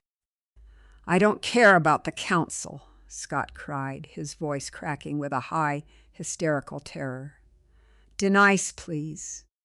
If this goes to a grand jury, my career is finished. The board at my firm called me an hour ago. They're suspending me pending the investigation. If I get a felony conviction, my CPA license is revoked. We'll lose the townhouse. We'll lose everything. My kids won't have a father who can work, a man who wears his professional reputation like a crown is always the first to beg when the crown begins to slip into the mud." I looked at him, and I felt nothing but a cold, heavy disgust. "You should have thought of your children before you brought bolt cutters to my garage, Scott," I said quietly. "It wasn't my idea," he shouted, tears finally spilling over his eyelashes and running down his pale cheeks. "I swear to God, Denise, it was Monica. She's been lying to you for years." "She's been lying to me. She told me you had hundreds of thousands of dollars hidden in Mitchell's old accounts, that you were hoarding out of spite. She's the one who told me to go with Wesley." He stepped closer, his face desperate, looking at me as if I were a judge who could grant him a pardon. "Did you know she didn't even use that $1,200 you gave her yesterday for Leo's teeth?" he hissed, the words rushing out of him in a frantic, ugly stream.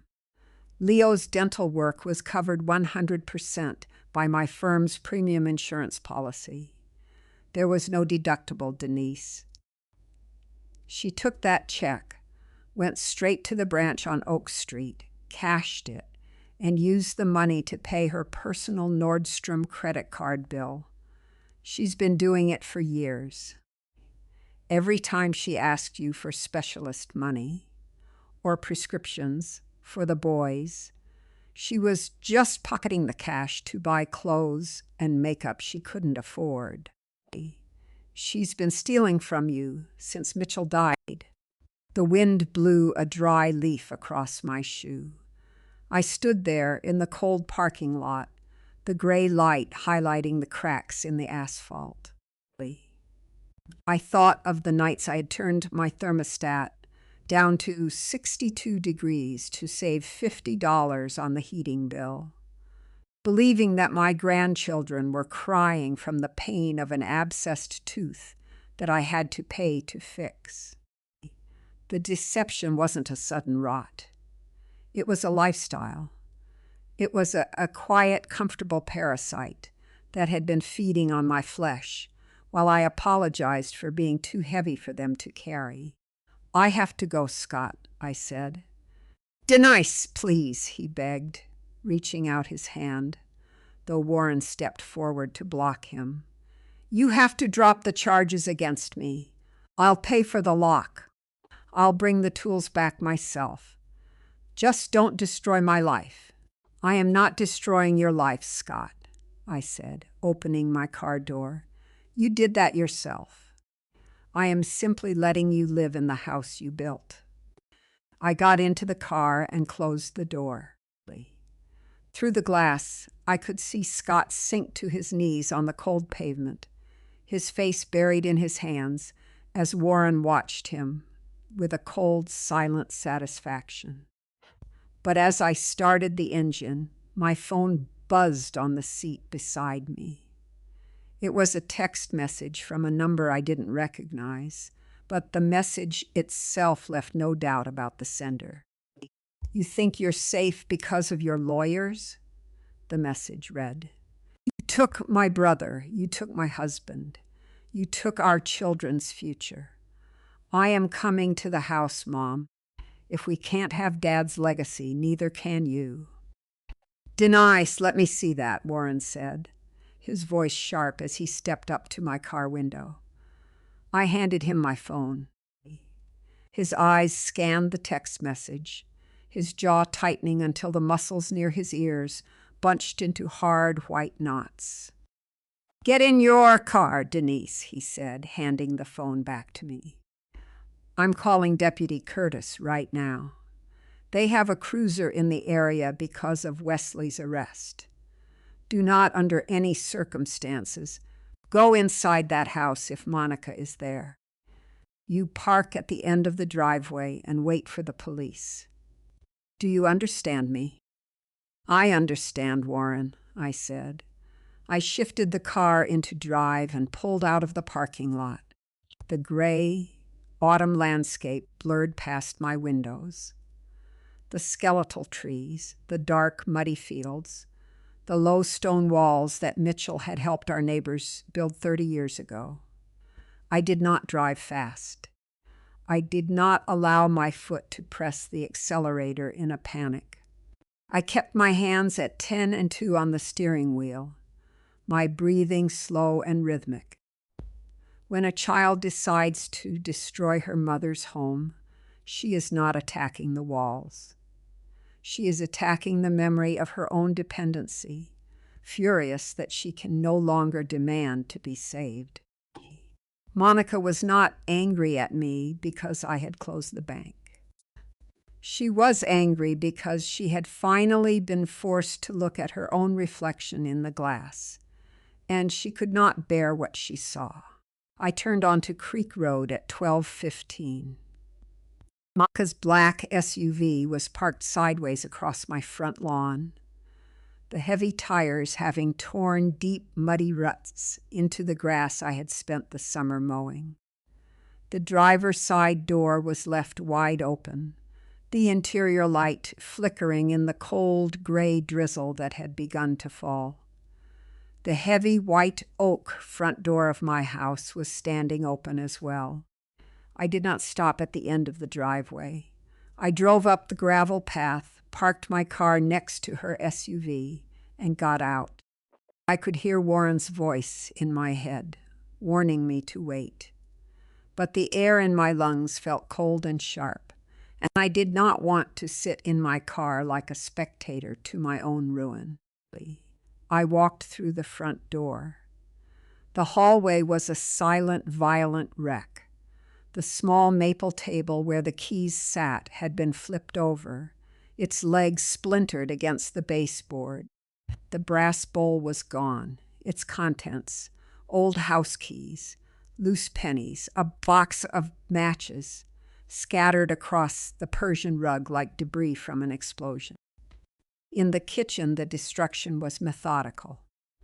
The cabinet doors were all swung open. On the linoleum floor lay the shattered remains of the blue cornflower teacups.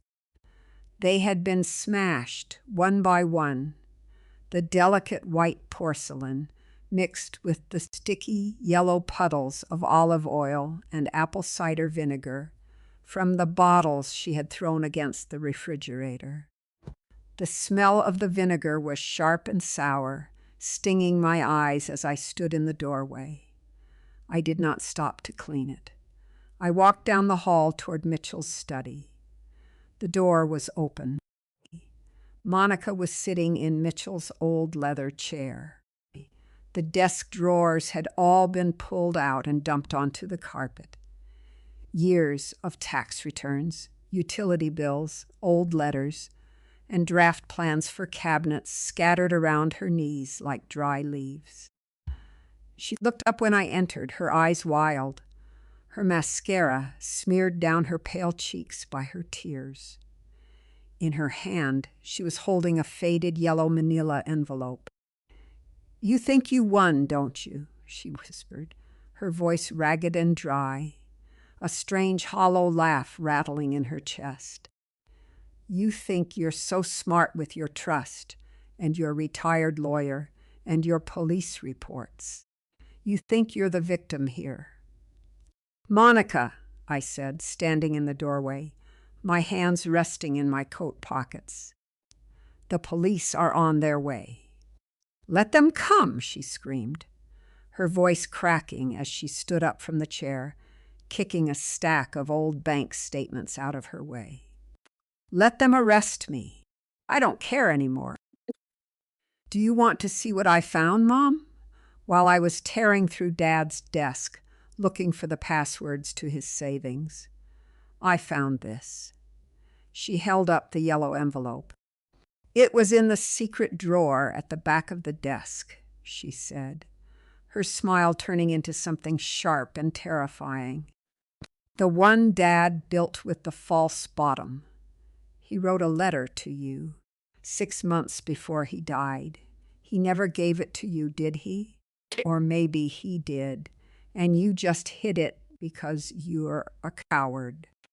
She pulled a folded sheet of yellow legal paper from the envelope and began to read, her voice dripping with a bitter, venomous mockery. "Denise, if you are reading this, my heart has finally failed me, and I am gone. I need to tell you the truth about the home equity loan. Wesley and Monica didn't just ask for the money, Denise. They threatened to keep Leo and Toby from us if we didn't sign the papers. They told me if I didn't give them the $60,000, we would never see the boys again. I signed because I couldn't bear to see you cry. But they are leeches, Denise. They will drain you until you are dry. If they ever ask for more, you must say no. You must save yourself." Monica stopped reading. She let the paper drop from her hand, and it drifted slowly to the carpet, landing on top of a pile of old tax forms. Her face was white, her lips trembling. "He hated us," she whispered, her voice dropping into a small, broken register. "Our own father called us leeches. He didn't give us that money because he loved us. He gave it to us because we forced him to. And you knew, didn't you? You've been planning to cut us out since the day he died." "I didn't know about the letter, Monica," I said. My voice was quiet, but inside I felt a deep, agonizing ache. Mitchell had carried that secret to his grave. He had let me believe that our children were just struggling, that they were just going through a hard time, because he wanted to protect me from the knowledge that our own daughter and son had blackmailed him using the love we had for our grandchildren. He had taken the shame of his own weakness and hidden it in a false drawer, just so I wouldn't have to look at the rot in my own house. "It doesn't matter," Monica spat, her eyes hardening into 2 cold black beads of hatred. She stepped toward the window as the first blue and red lights of a police cruiser began to sweep across the wet glass. They can arrest me for breaking the cups, Mom. They can arrest Wesley for the tools. But I'm not going down alone. I'm taking Scott's advice. I'm going to tell them about the 2022 tax returns. I'm going to tell the IRS what Scott did for you to hide the income from Mitchell's shop. She smiled, a small, desperate sneer. Let's see how much your trust is worth when the federal government freezes your accounts for tax evasion.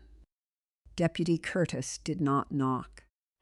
He walked through the open front door, his boots squeaking softly on the wet wood of the foyer, followed by a second deputy whose name tag read Harrison. They stood in the doorway of Mitchell's study, taking in the wreckage. The overturned drawers, the scattered papers, and Monica, whose face was still flush with a desperate, manic triumph. "Ma'am," Deputy Curtis said, his voice level and entirely devoid of emotion. "We received a report of a domestic disturbance and property damage at this address. You need to step away from your mother." Monica laughed, a high, ragged sound that was close to a sob. "I'm not doing anything to her. She's the one who called you. She's the one who put my husband and my brother in jail. Ask her about her taxes, Deputy. Ask her how she paid for this house with cash that never went through the books. My husband has the records." "Step out into the hallway, please," Curtis said, his hand resting on his utility belt. He did not look at the papers on the floor. He did not look at the yellow letter in my hand. He looked only at Monica's hands, which were clenched into white, shaking fists. "I have a right to be here," she screamed, her voice cracking as Deputy Harrison stepped forward, his hand firmly gripping her elbow. "This is my father's house." "You can't lock me out of my own father's house. You're under arrest for criminal trespass and vandalism, ma'am," Harrison said. The click of the plastic handcuffs was a small, sharp sound, almost lost against the rumble of a passing truck on Creek Road. Monica did not fight him. The moment the plastic bands tightened around her wrists, the anger seemed to drain out of her, leaving her looking small, hollowed out, and incredibly young. She began to cry. Not the loud, angry tears of her rage, but a quiet, pathetic sobbing that sounded like a child who had been left behind in a supermarket. I stood in the corner of the study and watched them lead her down the hall, her shoulder dragging slightly against the floral wallpaper. Mitchell and I had hung 30 years ago. The front door closed, and the flashing blue and red lights on the wet grass outside began to move away, their rhythm slow and hypnotic against the gray window pane. Warren arrived 10 minutes later. He walked into the study, his coat damp from the rain, his face pale and lined with exhaustion. He looked at the scattered papers on the carpet, then looked down at the yellow legal sheet I was still holding. "Are you all right, Denise?" he asked softly. I handed him the letter. He took his reading glasses from his pocket, slid them onto his nose, and read Mitchell's words in silence. When he finished, he let out a long, heavy sigh, his shoulders sagging as he folded the paper and slipped it back into the yellow envelope. "Mitchell always was a protector," Warren said, his voice carrying a deep, quiet sadness. "He didn't want you to know how ugly it had gotten. He thought if he could just carry the weight himself, you would never have to see the cracks in the foundation." "Monica said they were going to report me to the IRS, Warren. I said, my voice flat. She said, Scott has records from 2022. Warren let out a short, dry laugh and shook his head. It's a bluff, Denise. A desperate, hollow bluff. Scott is an office manager, not a forensic accountant. I reviewed your 2022 personal returns myself when we drafted the trust. Mitchell's corporate taxes were filed by Miller and Associates, a highly respected firm in town, for 24 years. There is no fraud. There are no hidden accounts. Scott simply told Monica those things to make himself look important and to keep her dependent on him. He patted my arm, his hand warm and dry. A bully's final weapon is always a phantom, Denise. They will invent a ghost and tell you it is coming to destroy you, hoping you will run before you realize the shadow has no weight. He helped me pick up the papers from the study floor, neatly stacking them back into the desk drawers. He didn't leave until he had called a locksmith to come change the deadbolts on the front and side doors, and until he was certain that I had locked the windows. I'll be at my office tomorrow morning, Denise, he said as he stood on the porch, his umbrella open against the cold drizzle.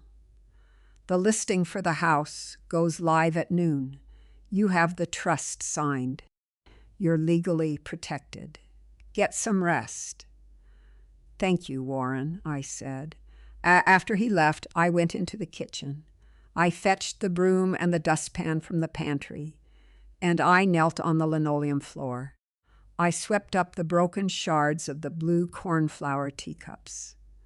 The porcelain made a dry, hollow, clinking sound as I swept it into the plastic pan. Some of the pieces were so small they had slid under the baseboards, and I had to use my fingers to pull them out. As I did, I felt a strange, quiet finality in the room. The cups were gone. The kitchen was quiet. The air smelled of vinegar, but the vinegar would dry and the smell would fade. It was 4:30 in the afternoon when the phone rang. I picked it up, expecting it to be Warren or Arlene. But the voice on the other end was quiet, hushed, and shaking with a terror so deep it sounded like a whisper from a dark room. Denise? It was Natalie, Wesley's wife. She had always been a quiet girl, a girl from a working-class family who had married Wesley when they were 24. She had spent 10 years keeping her head down, staying out of the family dramas, and focused entirely on her 3 young daughters. Natalie, I said, setting the broom against the counter. Are you all right? They're not telling you the truth, Denise, she whispered, her voice cracking as if she were crying. Monica and Wesley. It's not about the mortgage. It's not about the truck. What do you mean, Natalie? Wesley didn't steal those tools to sell them to a shop, she said, her breath rattling against the receiver. He borrowed $80,000 from some private lenders 6 months ago to fund a land deal that didn't exist. He's been gambling, Denise. He's lost everything. Our house has a second mortgage we can't pay. And these people, they aren't banks. They aren't lawyers. She let out a small, choked sob. They came to our house yesterday. They told Wesley if he didn't have $30,000 by Friday, they were going to take the truck. And they threatened the girls. Monica knew because she signed as a guarantor on the loan to get a 10% cut of the land deal. They're desperate, Denise.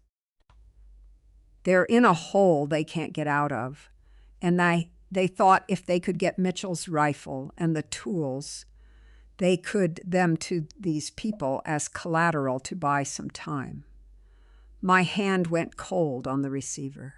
"They're coming to my house now, Denise," Natalie whispered, her voice fading into a terrifying, flat panic. "The people Wesley owes. 2 men in a gray sedan have been parked down the street from my house since the police took Wesley. They just pulled away. Natalie, Wesley told them yesterday that you had the tools. He told them where you lived." The silence that followed Natalie's call was different from any silence I had known before. It was not the cold vacuum of neglect, nor was it the heavy, suffocating pressure of my children's demands. It was the absolute clear stillness that comes when the last illusion has been stripped away. I set the phone down on the counter. Through the window, the rain was turning into a steady, freezing sleet, rattling against the glass like small glass beads. My children had not just drifted away. They had not simply grown selfish, as children sometimes do when the world gets hard. They had looked at my life, at the 40 years of cooking, cleaning, and quietness, and they had calculated how to trade my remaining years for their own survival.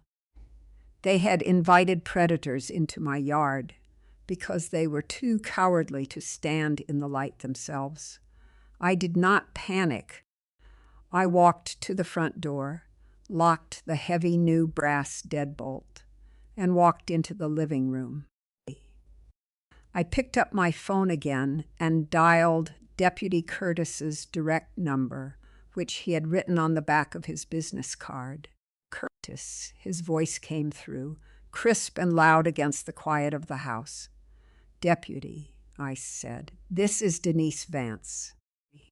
I've just received information that the private lenders my son owes money to are on their way to my property. They believe the stolen tools are still here.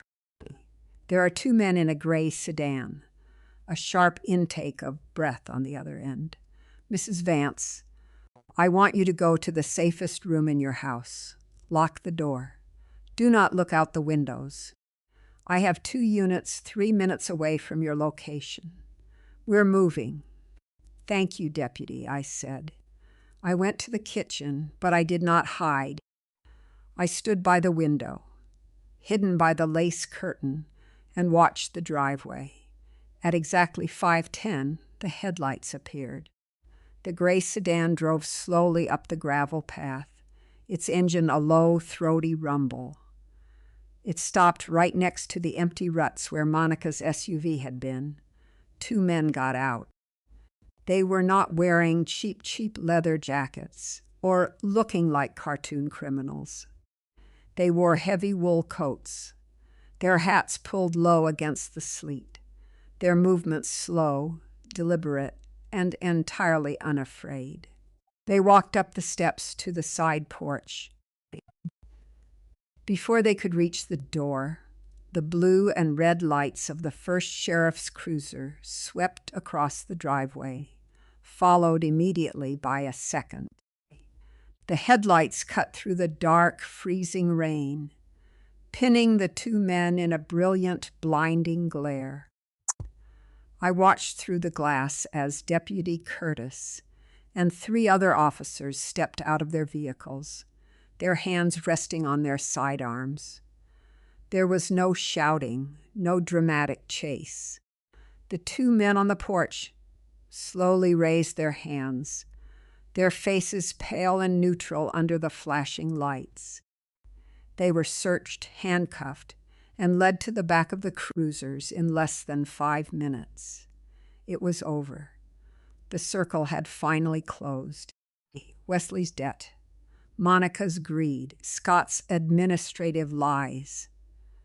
They had all been brought to the light, and the light had burned them. The next 3 weeks passed in a quiet gray blur. I did not go to the arraignments. I did not hire a lawyer for Wesley, and I did not answer the frantic, tearful letters Monica sent me from the county facility. When Wesley's wife, Natalie, called to tell me she was moving with the girls to her sister's house in Ohio. I went to her. I did not give her Mitchell's money. The trust would not allow it, but I gave her 3 boxes of the girls' favorite toys from my attic, and I held her hand in the driveway while the moving truck idled.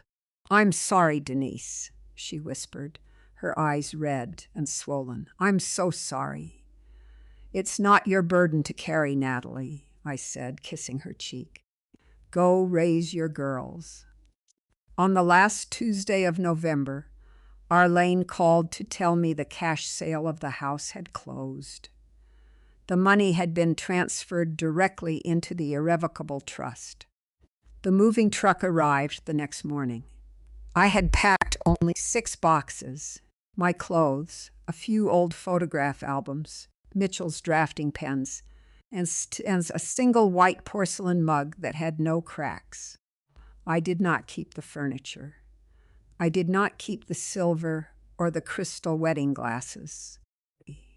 I left them for the estate liquidators to sell to strangers who would not know the weight of the family that had sat around them. Before I locked the front door for the last time, I walked down the hallway to the pantry. I stood in front of the door frame where the height marks were. I took a small piece of sandpaper from my pocket and touched the wood. I thought about sanding the lines away, erasing the record of the children who had grown up to become strangers. But as my hand hovered over the pencil marks, I stopped. I let the sandpaper drop to the floor. The marks did not belong to me anymore. They were just carbon on pine, a record of a time when we still believed that love was enough to keep a house from falling. I left them there for the new family, hoping they would have the strength to build something that would hold. I locked the oak door, walked down the gravel path, and got into my car. My new cottage was small, situated on a quiet cove of the lake where the water was always still. It had a single bedroom, a small kitchen with a window looking out over the water, and a wooden porch that smelled of pine and damp earth. I spent the first evening unpacking my 6 boxes. By 8 o'clock, the cottage was clean, the small cedar fire in the stove casting a warm orange glow across the bare wood floorboards. I made a cup of chamomile tea in my white mug. I walked out onto the porch and sat on the wooden chair, looking out over the dark, silent water. The lake was perfectly flat, reflecting the cold, distant stars of the winter sky. There was no hum of the refrigerator. There was no vibration of a diesel engine in the driveway. There was no phone buzzing on the table behind me. For the first time in 48 years, nobody was waiting for me to write a check. Nobody was waiting for me to clean up their mess, or apologize for their anger, or carry the weight of their failures. The silence around the cottage was deep, but it did not feel empty. It felt like a long, clean breath after a lifetime of underwater waiting. I took a small sip of the hot tea, the warmth spreading through my chest, and I leaned my head back against the cedar wall of the porch. I had spent decades holding everyone together, until I finally realized that nobody was holding me. And now, in the quiet of the winter night, I was finally allowed to let go.